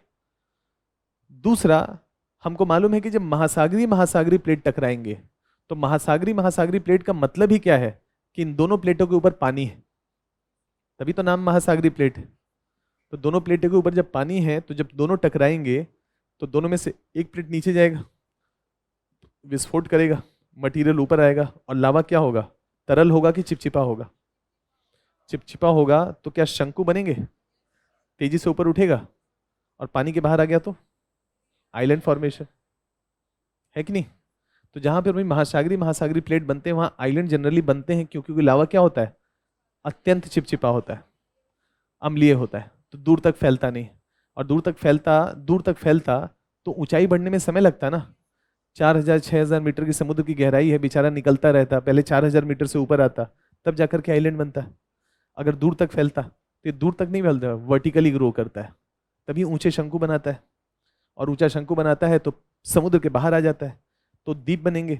और जब तक ये टकराता रहेगा, इसको इमेजिन करें, ये है ना, और यहाँ से एक प्लेट टकरा गया और ये प्लेट नीचे चला गया, तो क्या एक पूरी श्रृंखला में द्वीप बनेंगे, पूरी श्रृंखला में द्वीप बनेंगे, है ना। हंड्रेड्स ऑफ किलोमीटर में चलते चले जाएं, आपको द्वीप ही द्वीप देखने को मिलेंगे। तो द्वीपीय चापों का निर्माण हो जाएगा, है ना। द्वीपीय चापों की एक मतलब द्वीपों की एक श्रृंखला बन जाएगी। एक और तरीका क्या हो सकता है द्वीपों के बनने का, एक और तरीका ये हो सकता है, एक तरीका ये भी हो सकता है द्वीपों के बनने का कि कभी कोई आइलैंड रहा हो और हमको मालूम है कि प्रवाल उथले सागर में होते हैं, तो उस आइलैंड के चारों तरफ जो जमीन उथला होगा उसमें प्रवालों ने घर बनाया होगा, समय के साथ साथ जमीन डूब गए होंगे, और ये जो प्रवाल हैं ये गहराई में नहीं रह सकते, तो बाहर निकलने की कोशिश किए होंगे, तो ये थोड़ा ऊपर आ गए, और हो सकता है कि सी लेवल में परिवर्तन के कारण जो भी है ना जल स्तर नीचे चला गया हो, तो ये प्रवाल समुद्र के बाहर हो, तो इनको क्या कहेंगे, प्रवाल आइलैंड्स। ऐसा हो सकता है। एक तरीका और क्या हो सकता है पर्वतों के बनने का, मतलब ये सारे तरीके हो सकते हैं ना। इसके अलावा मैंने 3 प्रकार के तट की चर्चा आपसे की थी, रिया तट, फियोर्ड और तीसरा डाल्मेशियन तट। इन तीनों में से कहां पर्वत बनेगा? हाँ, तीनों में से कहां आइलैंड बनेगा? रिया तट, फियोर्ड और डाल्मेशियन तट। फियोर्ड घाटी तो डूब जाएगी, तो आइलैंड तो बनेगा नहीं। और रिया कोस्ट का मतलब क्या है? नदी की घाटी में समुद्र का पानी पहुंच गया, तो वहां भी आइलैंड तो बनेगा नहीं। तो बच गया कौन सा? डाल्मेशियन। डाल्मेशियन तट का मतलब क्या होता है? तटों के साथ साथ पर्वत श्रृंखलाएं पाई जाती हैं समानांतर। हमने एक देखा था उदाहरण, ग्रीस, एड्रियाटिक सागर, इटली का पूर्वी हिस्सा, वहां पर हम देखते हैं। यूरोप का मैप ओपन करिए फटाफट जल्दी से।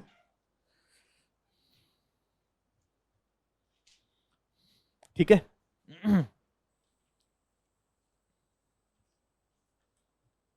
गति थोड़ी बढ़ाई जाए ना।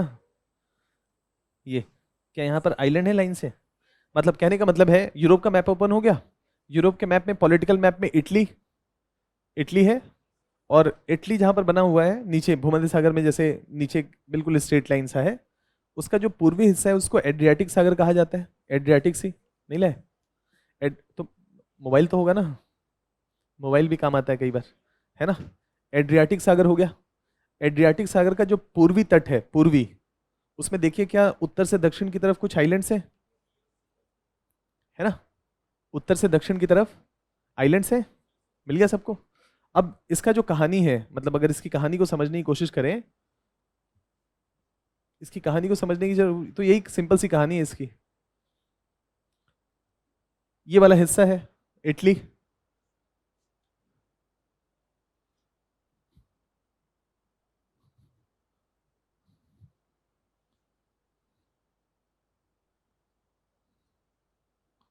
चलिए नहीं होगा, इससे बड़ा नहीं होगा।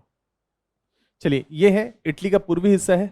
यहां पर देखेंगे तो आपको आइलैंड्स नजर आएंगे ऊपर वाले हिस्से में। तो इसको इमेजिन ऐसे करें कि इस तट के साथ साथ पर्वत रहा होगा, तट के साथ साथ पर्वत रहा होगा। तो पर्वत का मतलब क्या होता है? पर्वत का मतलब है चोटी घाटी, चोटी घाटी, ऐसे ही होगा। तो जब समुद्र का लेवल बढ़ा होगा तो जो घाटी है वो डूब गया होगा, और जो ऊपर वाला हिस्सा है वो रह गया होगा। तो क्या जो जमीन कभी रहा होगा आज आइलैंड बन गया है? और तटों के साथ साथ हमको नजर आ रहा है, और सीक्वेंस कि यहाँ पर पानी भरा हुआ है, ये द्वीप है, फिर पानी भरा हुआ है, ये द्वीप है, ये ऐसा चेन में, है ना। इसको क्या कहते हैं? डाल्मेशियन तट। तो दुनिया भर में अलग अलग तरीके से द्वीपों के निर्माण की प्रक्रिया हो सकती है, हो सकती है। इसमें जो सबसे महत्वपूर्ण है वो ये है कि द्वीपों का सबसे ज्यादा जमवाड़ा, एकत्रण, या सबसे ज्यादा हजारों हजार द्वीप अगर हमको कहीं पर नजर आते हैं, तो उसका निर्माण का कारण है अभिसारी सीमा। कौन सी सीमा? अभिसारी सीमा।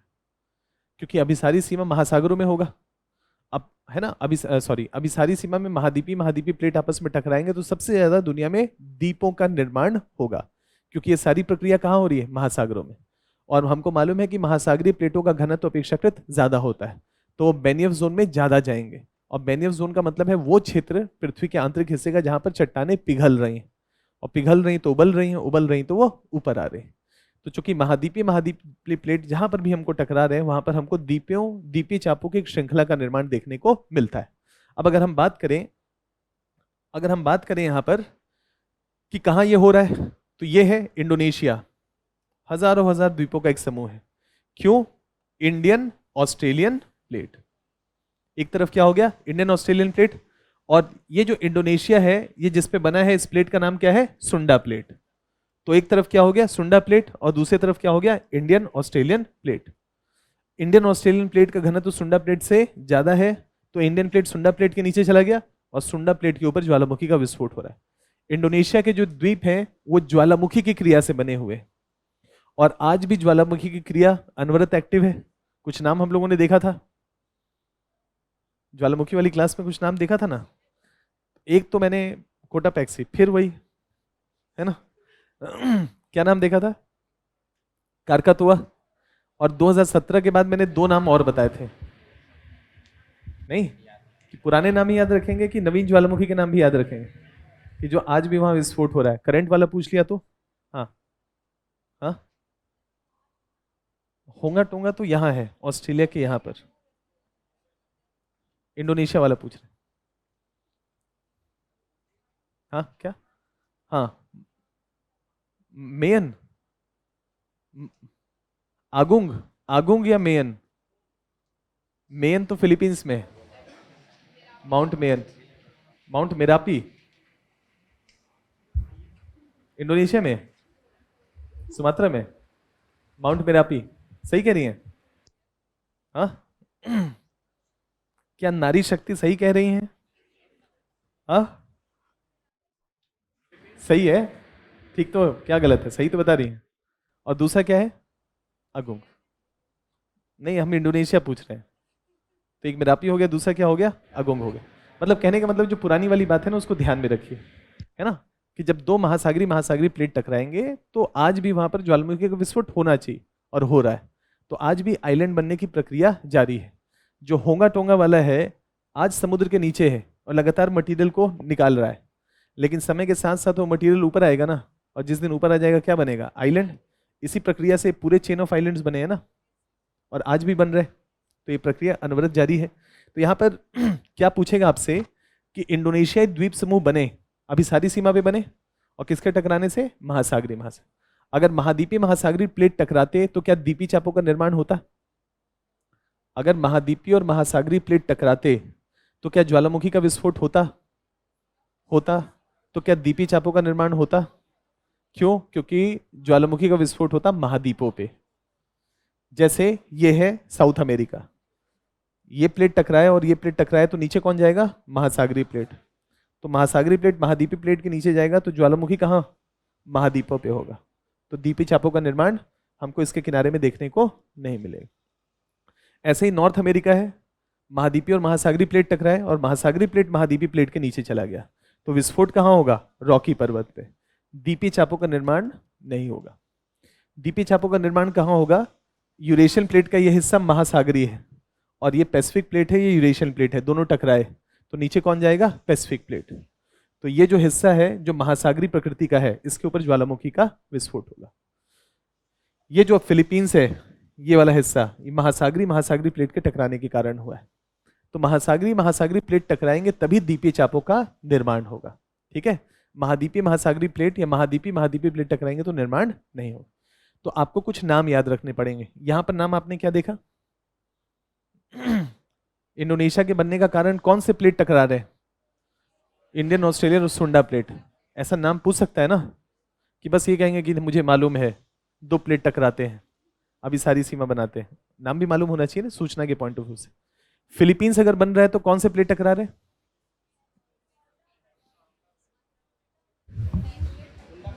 वो जापान में।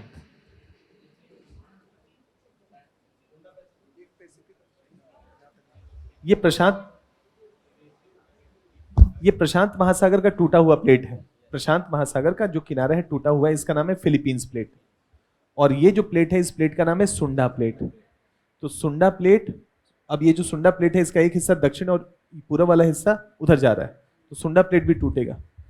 ये दोनों आपस में टकरा रहे हैं, कौन से, सुंडा प्लेट और फिलीपींस प्लेट। प्रशांत महासागर के प्लेट का नाम क्या है, फिलीपींस प्लेट। और ये जो एशिया है, इसका जो हिस्सा समुद्र में डूब गया है, उसका नाम क्या है, सुंडा प्लेट। ये दोनों टकरा रहे हैं, और टकरा रहे हैं तो यहां पर फिलीपींस के द्वीपीय चापों का निर्माण हो गया। ठीक हो गया। अब ये जापान का निर्माण कैसे हो गया, तो एक तो ये इधर वाला यूरेशियन प्लेट, दूसरा पैसिफिक प्लेट, और ये तीसरा है फिलीपींस प्लेट। तो ये ट्राई जंक्शन पॉइंट है 3 प्लेटों के टकराने से। इसलिए दुनिया में सबसे ज्यादा भूकंपीय गतिविधियां जापान में आती है, क्योंकि 2 प्लेटों नहीं 3 प्लेटों के टकराने। ट्राई जंक्शन पॉइंट है, कौन कौन सा, पैसिफिक प्लेट, मतलब पूरब की तरफ पैसिफिक प्लेट है, दक्षिण वाला हिस्सा उसी का टूटा वाला हिस्सा फिलीपींस प्लेट है, और पश्चिम की तरफ से यूरेशियन प्लेट है। क्लियर है? द्वीपीय चापों का निर्माण हो गया, तो एक श्रृंखला बन गई। यहां पर क्या है? कैरिबियन द्वीप समूह है, कैरिबियन द्वीप समूह है, तो ये भी हमको क्या श्रृंखला है? एक बार नॉर्थ अमेरिका का मैप ओपन करें सभी लोग, फटाफट देख लेते हैं।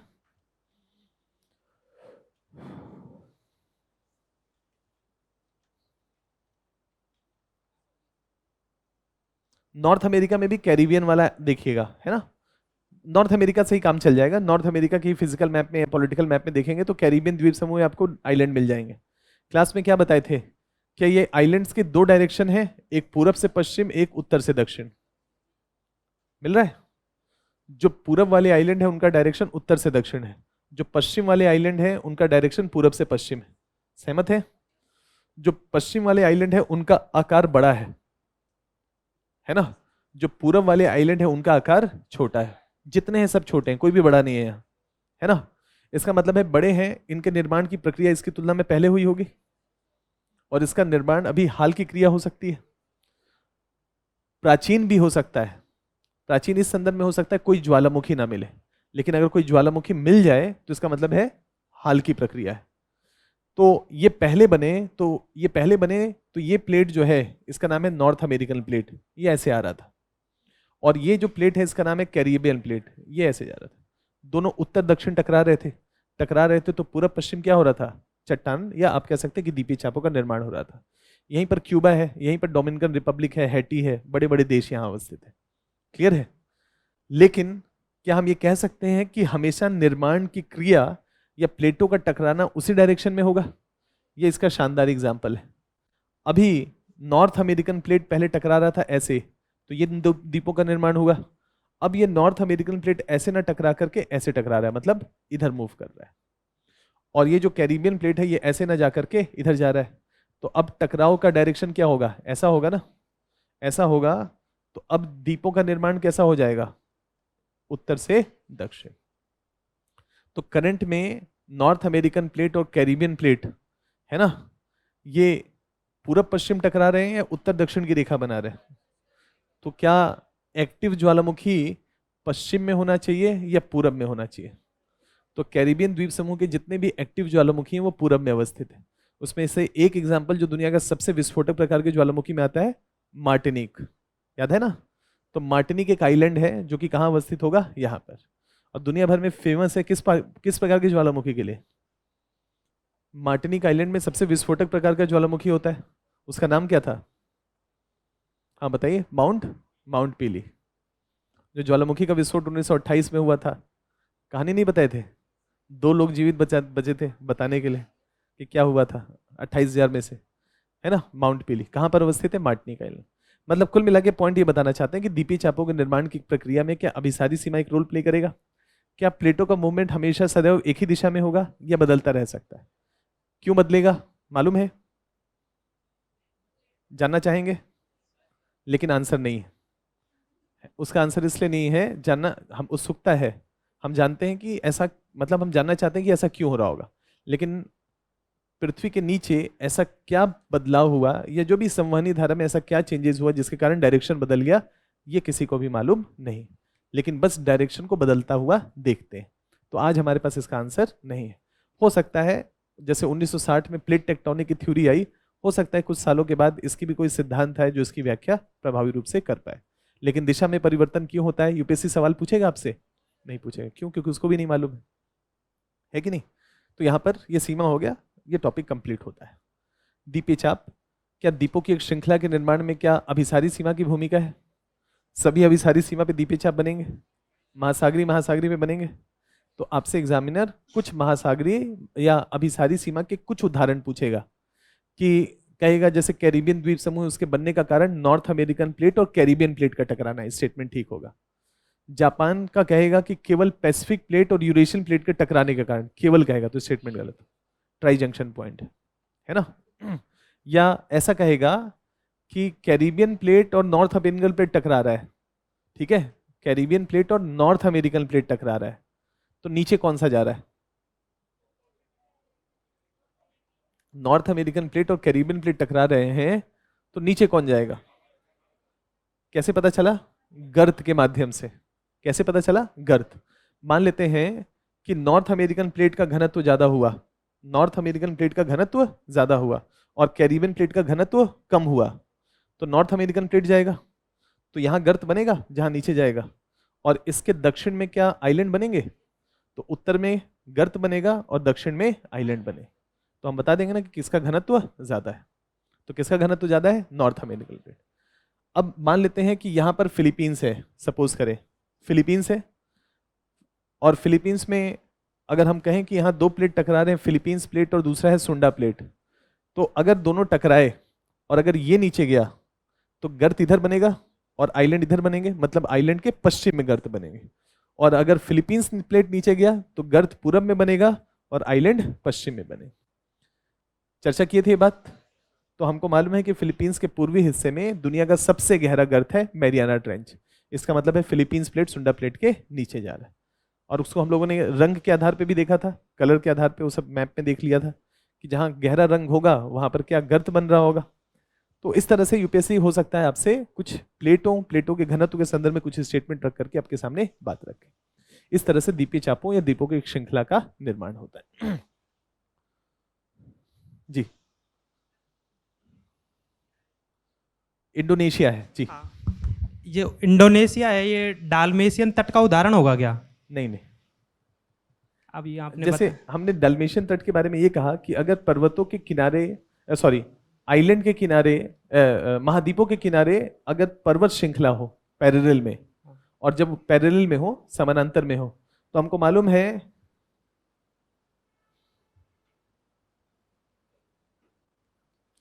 मालूम है कि ऐसी आकृति बनेगी वलन के माध्यम से। तो अगर महाद्वीपों के साथ साथ ऐसे पैरेलल पर्वत हो और जल का स्तर बढ़े, है ना, तो डूबेगा कौन सा? ये वाला। और ऊपर क्या बनेगा? अविनति वाला हिस्सा, आइलैंड्स बनेंगे। तो जब हम उसका अध्ययन करेंगे, जब हम उसके भूगर्भिक संरचना का अध्ययन करेंगे, तो हम बता सकते हैं ना कि इस क्षेत्र में हुआ क्या है ना, इन आइलैंड्स का फॉर्मेशन कैसे हुआ है। कभी जमीन का हिस्सा रहे होंगे, लेकिन आज उनके चारों तरफ क्या होगा, क्योंकि ये जो होगा ये ऐसे होगा ना चारों तरफ, तो उसके चारों तरफ पानी भर जाएगा। लेकिन हम क्या देखते हैं, इंडोनेशिया में लगातार ज्वालामुखी की गतिविधियां एक्टिव है। ऐसा कोई सा भी इंडोनेशिया में आइलैंड नहीं है जहां कोई ज्वालामुखी ना हो, पूरब से पश्चिम की तरफ। तो लगातार मैप में दिखाई भी थे ना क्लास में कि कितना नाम याद करेंगे, 200 से ज्यादा नाम है। हर इंडोनेशिया में तो हर थोड़ी थोड़ी दूर पे ज्वालामुखी की स्थिति है। तो इसका मतलब पॉइंट ये है कि जब हम उसको देखते हैं तो हमको ये बात समझ में आती है कि इसके निर्माण की क्रिया जो है वो मुख्यतः किससे हुआ है? ज्वालामुखी के निक्षेपण से हुआ। और सर आपने बताया था कि जो कैरिबियन द्वीप समूह बन रहा है वो उत्तरी अमेरिका प्लेट और जो कैरिबियन प्लेट है, तो सर मतलब अटलांटिक प्लेट और कैरिबियन प्लेट से बन रहा है क्या उत्तरी अमेरिका प्लेट और इससे बन रहा है कैरिबियन प्लेट से? जब दुनिया के प्लेटों की चर्चा किए थे तो कहते 7 मेजर प्लेट है, उसमें अटलांटिक नाम के प्लेट की चर्चा नहीं किए थे। 7 मेजर प्लेट कौन से हैं? एक का नाम है नॉर्थ अमेरिकन प्लेट, दूसरे का नाम है साउथ अमेरिकन प्लेट, तीसरे का नाम है अफ्रीकन प्लेट, चौथे का नाम है यूरेशियन प्लेट, पांचवे का नाम था इंडियन ऑस्ट्रेलियन प्लेट। क्लियर है? छठवें का नाम है पैसिफिक प्लेट और सातवें का नाम है अंटार्कटिका प्लेट। इसका मतलब है 7 मेजर प्लेट की बात हुई, तो इसका मतलब है ये अटलांटिक का ये हिस्सा नॉर्थ अमेरिकन प्लेट का हिस्सा होना चाहिए, मतलब कुछ हिस्सा तो होना ही चाहिए, क्योंकि अटलांटिक नाम का कोई प्लेट नहीं। 7 मेजर प्लेट है तो इसका मतलब है कि नॉर्थ अमेरिका का पूर्वी हिस्सा क्या होगा? महासागरीय कैरेक्टर का होगा, और यहां पर यूरोप का ये हिस्सा क्या होगा? महासागरीय कैरेक्टर का होगा। सेम चीज अफ्रीका के साथ होगा, अफ्रीका का पश्चिमी हिस्सा महासागरीय होगा और साउथ अमेरिका का कुछ हिस्सा महासागरीय। तो अटलांटिक प्लेट बेचारा बटा हुआ है इन सब के बीच में, कुछ हिस्सा चला गया अफ्रीका के पास, कुछ साउथ अमेरिका के पास, कुछ नॉर्थ अमेरिका के पास और कुछ यूरोप के पास। तो क्या नाम है इसका? अटलांटिक नाम का कोई प्लेट नहीं है, मतलब अलग से कोई मुख्य प्लेट नहीं है। वो किसका हिस्सा है? या तो नॉर्थ अमेरिकन, या तो यूरेशियन, या तो अफ्रीकन, नहीं तो साउथ अमेरिकन। ठीक है सर, बढ़िया आगे। ये जापान वाला मैप है। जापान में ये यूरेशिया है, इधर से एक प्लेट आ रहा है जिसका नाम है यूरेशियन प्लेट। इधर जो पैसिफिक प्लेट है, इसका नीचे वाला हिस्सा फिलीपींस की तरफ वाला फिलीपींस प्लेट है और ऊपर वाला पैसिफिक प्लेट। तीनों आपस में टकरा रहे हैं। किसके पास? ये बड़ा वाला आइलैंड जिसका नाम है हॉन्शू। तो जापान और हॉन्शू सबसे बड़ा द्वीप, सबसे बड़ा द्वीप तो जापान का सबसे ज्यादा जनसंख्या, और वहीं पर तीनों मिल गए तो जापान की हालत खराब, बेचारा हमेशा शेक करता रहता है क्योंकि मैक्सिमम पॉपुलेशन वहीं रहता है। इसलिए क्या कहते हैं? आपदाओं का देश कहते हैं। सबसे ज्यादा ज्वालामुखी, सबसे ज्यादा भूकंपीय गतिविधियां इस क्षेत्र में देखने को मिलती है। उसके बाद भी दुनिया का विकसित देश है कि नहीं? आपदाओं में संभावनाएं खोजना, है कि नहीं? चलिए, तो महासागरीय द्वीप, इसी के बारे में चर्चा किया गया है। अब एक छोटा सा कॉन्सेप्ट इसी में हॉट स्पॉट के बारे में जो बताए थे, मतलब द्वीपीय चापों का कॉन्सेप्ट क्लियर हो गया। अब ये बताइए कि ये जो द्वीपों की एक श्रृंखला का निर्माण हुआ है, एक श्रृंखला का निर्माण हुआ है, तो क्या पूरब से पश्चिम द्वीप पूछ सकता है आपसे? जावा, सुमात्रा, बाली, लॉम्बोक आइलैंड, ऐसा कुछ नाम दे सकता है और कहेगा कि इंडोनेशिया के द्वीपों को पूरब से पश्चिम या पश्चिम से पूरब की तरफ अरेंज करिए। सेम सिचुएशन फिलीपींस के लिए कर सकता है। अगर द्वीपों की एक श्रृंखला है तो कोई तो कैपिटल होगा किसी आइलैंड पे, मतलब मनीला कहीं पर तो होगा, है ना? मनीला वनीला आइसक्रीम कहीं पर तो होगा, और अगर होगा तो किसी आइलैंड पे होगा। उस आइलैंड के उत्तर में कुछ आइलैंड होंगे, दक्षिण में कुछ आइलैंड होंगे, तो यूपीसी क्या करेगा? अरेंज करने के लिए देगा। जापान है, जापान के कुछ शहर होंगे और लगातार ये शहर न्यूज में रहते हैं। ओसाका है, कोबे है ना? आपदा प्रबंधन के पॉइंट ऑफ व्यू से जो रणनीति है उसका नाम क्या है? सेंडाई, वो भी एक शहर है, कहीं तो होगा। तो क्या करेगा? कुछ शहर के नाम दे देगा और कहेगा कि उत्तर से दक्षिण अरेंज करो। नहीं, तो आइलैंड में क्या करना चाहिए? मैप में जाकर के देखना चाहिए कि नहीं कि यार कुछ शहर कहाँ पर हैं, द्वीप जो हैं उत्तर से दक्षिण की तरफ कौन से हैं। हमने कैरिबियन द्वीप कहा और कहा कि कुछ द्वीप पूरब से पश्चिम में, कुछ द्वीप उत्तर से दक्षिण है। तो कम से कम बड़े बड़े द्वीप तो कर लेने चाहिए कि बड़े बड़े द्वीपों में सबसे पश्चिम की तरफ कौन सा है और सबसे पूरब की तरफ। ये थोड़ा होमवर्क करिएगा, ये मतलब भूगोल का हिस्सा है। केवल पढ़ लेने मात्र से कि मतलब हमने कर लिया, लेकिन द्वीपीय चाप अगर हमने कर लिया तो हमको थोड़ा सा द्वीपों के बारे में भी, अरेंजमेंट भी मालूम होना चाहिए। तो यूपीएससी मैप बेस्ड जो क्वेश्चंस पूछता है ना आइलैंड को लेकर के, तो वो ऐसे ही करता है कि कुछ आइलैंड्स को दे देता है, उनको पूरब से पश्चिम, उत्तर से दक्षिण अरेंज करने के लिए देता है। ठीक है, कर लेंगे इतना ना, मतलब करिएगा। अगर आने वाले समय में कुछ क्लास मैप वैप का हुआ तो कर लेंगे, अदरवाइज जो कंटेंट है इसमें आपको एक इंडिकेट कर दिया कि ऐसा आपको करने की जरूरत है। और सवाल आ गया तो हमने तो बोला था, है ना? हॉट स्पॉट का कॉन्सेप्ट देख लेते हैं। सिंपल सा कॉन्सेप्ट है हॉट स्पॉट का। हॉट स्पॉट का कॉन्सेप्ट प्लेट टेक्टोनिक की थ्योरी को चुनौती देता है। हॉट स्पॉट का कॉन्सेप्ट प्लेट टेक्टोनिक की थ्योरी को चुनौती देता है। क्यों चुनौती देता है, कैसे चुनौती देता है? तो प्लेट टेक्टोनिक का सिद्धांत कहता है कि दुनिया में जितने भी भूकंप आएंगे, दुनिया में कितने भी ज्वालामुखी आएंगे, सब प्लेटों के किनारे आएंगे। अब सारी सीमा, अभिसारी सीमा या संरक्षित सीमा, दुनिया में जो भी भूकंपीय ज्वालामुखी की गतिविधियां होंगी वो सब कहाँ आएंगे? प्लेटों के किनारे, जहां प्लेटें टूट रही होंगी, जहां प्लेटें एक दूसरे के पास आ रही होंगी। हॉट स्पॉट कहता है कि जरूरी नहीं है कि एक प्लेट है, मान लीजिए यही एक प्लेट है, इस प्लेट का नाम है पैसिफिक प्लेट, तो प्लेट टेक्टोनिक की थ्योरी कहती है कि किनारे पे ये प्लेट किसी से टकरा गया, किसी से दूर चला गया, तो अब सारी सीमा बना लिया, अभी सारी सीमा बना दिया, इन किनारों पे ही ज्वालामुखी होगा, इन किनारों पे ही भूकंपीय गतिविधि होगा। हॉट स्पॉट कहता है कि ये जो प्लेट है, क्या इसके नीचे हॉट स्पॉट नहीं हो सकता है? क्या इसके नीचे यूरेनियम नहीं हो सकता है? हो सकता है। तो क्या प्लेटों के बीच में भी द्वीपीय चाप बन सकते हैं? क्या प्लेटों के बीच में ज्वालामुखी आ सकता है ना? तो प्लेटों के बीच में आइलैंड भी बन सकता है। जब ज्वालामुखी आ सकता है तो आइलैंड भी तो बन सकता है, भूकंप भी तो आ सकते हैं। तो हॉट स्पॉट का कॉन्सेप्ट कहता है कि जरूरी नहीं है कि हमेशा किनारों पे ही भूकंप, ज्वालामुखी या जो भी गतिविधियां हैं द्वीपीय चापों की वो निर्माण हो। क्लियर है? दुनिया में एक ऐसा सबसे शानदार एग्जाम्पल हम देखते हैं हवाईयन द्वीप का। ऐसे और भी आइलैंड्स हैं, जैसे गैलापागोस है, वो भी इसका एग्जाम्पल है। रीयूनियन, मेडागास्कर के पूरब में एक आइलैंड है, वो भी इसका हॉट स्पॉट का उदाहरण है। लेकिन लार्ज स्केल पे लावा का जो विसर्जन हुआ है, लावा जो निकला है, उसका सबसे शानदार एग्जाम्पल है हवाईयन द्वीप समूह। नॉर्थ अमेरिका के पश्चिमी तट से पश्चिम की तरफ प्रशांत महासागर के लगभग बीचों बीच एक चेन ऑफ आइलैंड का निर्माण हुआ है। इन जनरल डायरेक्शन पूरब से पश्चिम है, लेकिन मतलब ऐसा कुछ डायरेक्शन है, तो आप इसको कह सकते हैं नॉर्थ ईस्ट से साउथ ईस्ट से साउथ वेस्ट की तरफ। ये उत्तर दक्षिण हो जाएगा ना, ये पूर्व पश्चिम हो जाएगा, तो ये क्या हो जाएगा? North east. ये साउथ वेस्ट, तो ये क्या हो जाएगा? South east. और ये north west, north west, south east, north west, in general direction इसका ये है।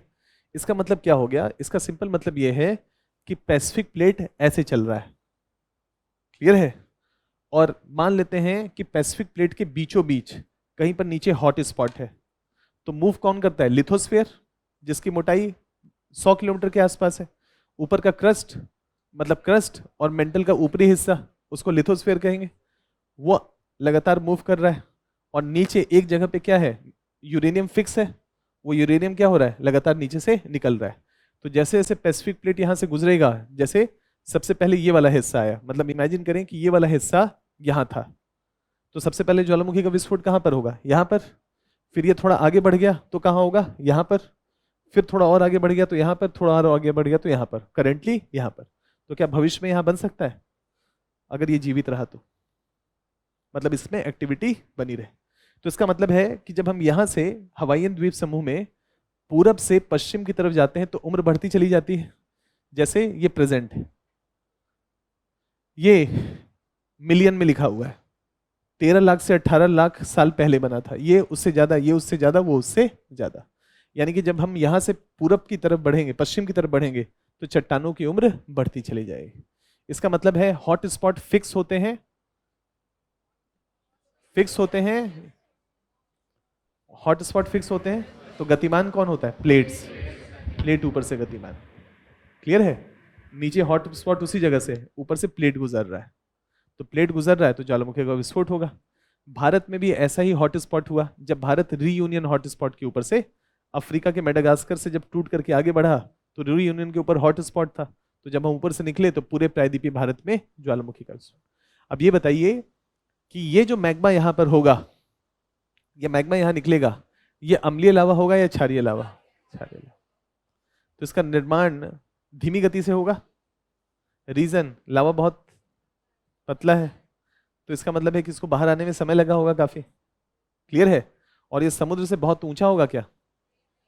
तो इसका मतलब है कि अगर क्लाइमेट चेंज होता है तो इसके डूबने की संभावना ज्यादा होगी कि नहीं? क्योंकि कौन से लावा का बना है? तरल लावा, क्षारीय लावा का। बहुत ऊंचा शंकु तो नहीं बना होगा, तो इसका मतलब है कि सी लेवल से बहुत ज्यादा ऊंचा नहीं हो। तो भविष्य में अगर सी लेवल बढ़ता है तो उसके एक बड़े हिस्से के डूबने की संभावना अपेक्षाकृत ज्यादा होगी। तर्क क्या होगा? क्योंकि क्षारीय लावा का बना, अम्लीय लावा का बना होता तो शंकु की ऊंचाई अपेक्षाकृत ज्यादा हो जाती। बढ़े आगे। ये है हॉट स्पॉट का सिद्धांत।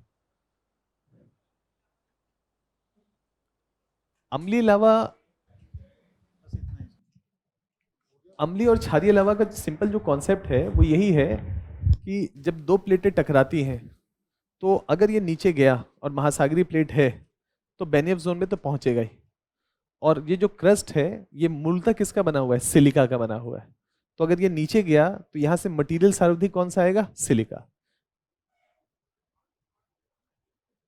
हाँ, अब वही पॉइंट बता रहे थे ना, तो हम ये पॉइंट बताना चाहते थे कि ये नीचे गया, तो नीचे गया तो आया कौन सा? यही वाला मटेरियल ऊपर आया, और हमको मालूम है कि महासागरीय प्लेट में सिलिका की मात्रा ज्यादा होती है।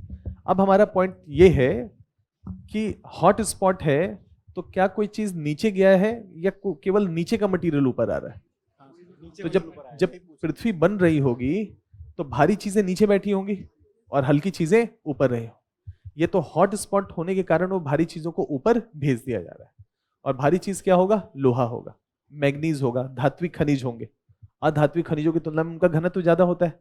तो इसका मतलब है सिलिका की तुलना में जो महासागरीय प्लेट से आ रहे थे उसकी तुलना में लोहे की मात्रा क्या होगी? अपेक्षाकृत ज्यादा होगी, या धात्विक खनिजों की मात्रा अपेक्षाकृत ज्यादा होगी।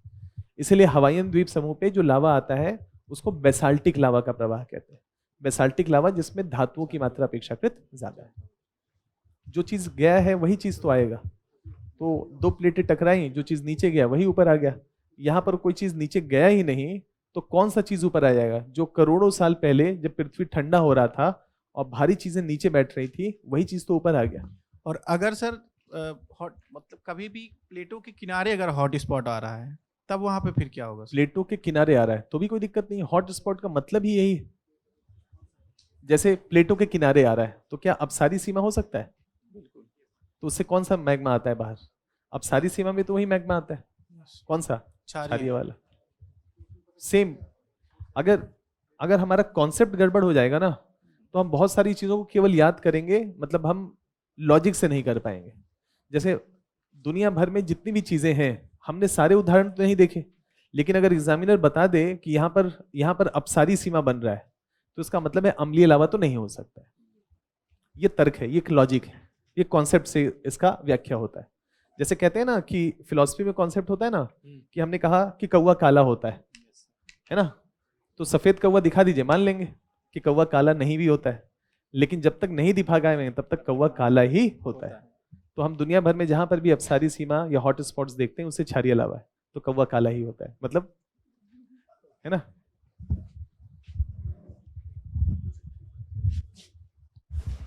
जो भी सर जो नया हॉट स्पॉट बनेगा तो पुराना जो है वो जरूरी है कि डूब जाए या वो वैसे ही बना रहेगा सर?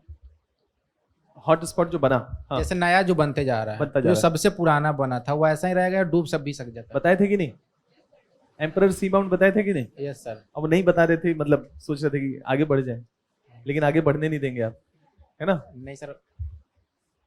देखिए उनका जो सवाल है वो यही सिंपल सा सवाल है। देखिए यहाँ निर्माण नहीं हो रहा है, निर्माण कहाँ हुआ था? यहाँ हुआ था। निर्माण की क्रिया मतलब निक्षेपण कहाँ हुआ था? यहाँ। और यहाँ से कितना दूर चला गया है? 40 लाख साल पुराना हो गया, 40 लाख साल। अब यहाँ निर्माण नहीं हो रहा है, निर्माण से कोसों दूर है, तो क्या इसका विनाश हो रहा होगा? क्या समुद्र की लहरें, हवा, पानी जो भी यहाँ पर होगा, ये लगातार क्या इसका अपरदन कर रहा होगा? तो क्या समय के साथ साथ ये छोटा होता जा रहा होगा? तो इसके आगे जैसे जैसे यात्रा बढ़ेगा, ये बड़ा होगा कि छोटा होगा? ऊंचाई बढ़ेगी कि कम होगी? समुद्र में डूब जाएगा। इसके आगे जो यात्रा है उसका नाम क्या था? एम्परर सी माउंट, याद है? अगर हम आगे बढ़ते जाते हैं तो चट्टानों की उम्र बढ़ती जानी चाहिए, और आगे जाएं तो ये आइलैंड समुद्र में डूबे होने चाहिए, और आगे जाते हैं तो हमको समुद्र में डूबे हुए आइलैंड का एक चेन मिलता है, जिसका नाम क्या था? एम्परर सी माउंट। बताए थे ना? नहीं बढ़े आगे? ठीक है, हो गया। हॉट स्पॉट में कुछ नया नहीं है, वही पुराना कॉन्सेप्ट था, कुछ वैल्यू एडिशन नहीं। तो एक बार तैयार कर लीजिए हॉट स्पॉट, कॉन्सेप्ट क्लियर रहेगा। चलिए, हमारा एक सेक्शन कंप्लीट हो गया।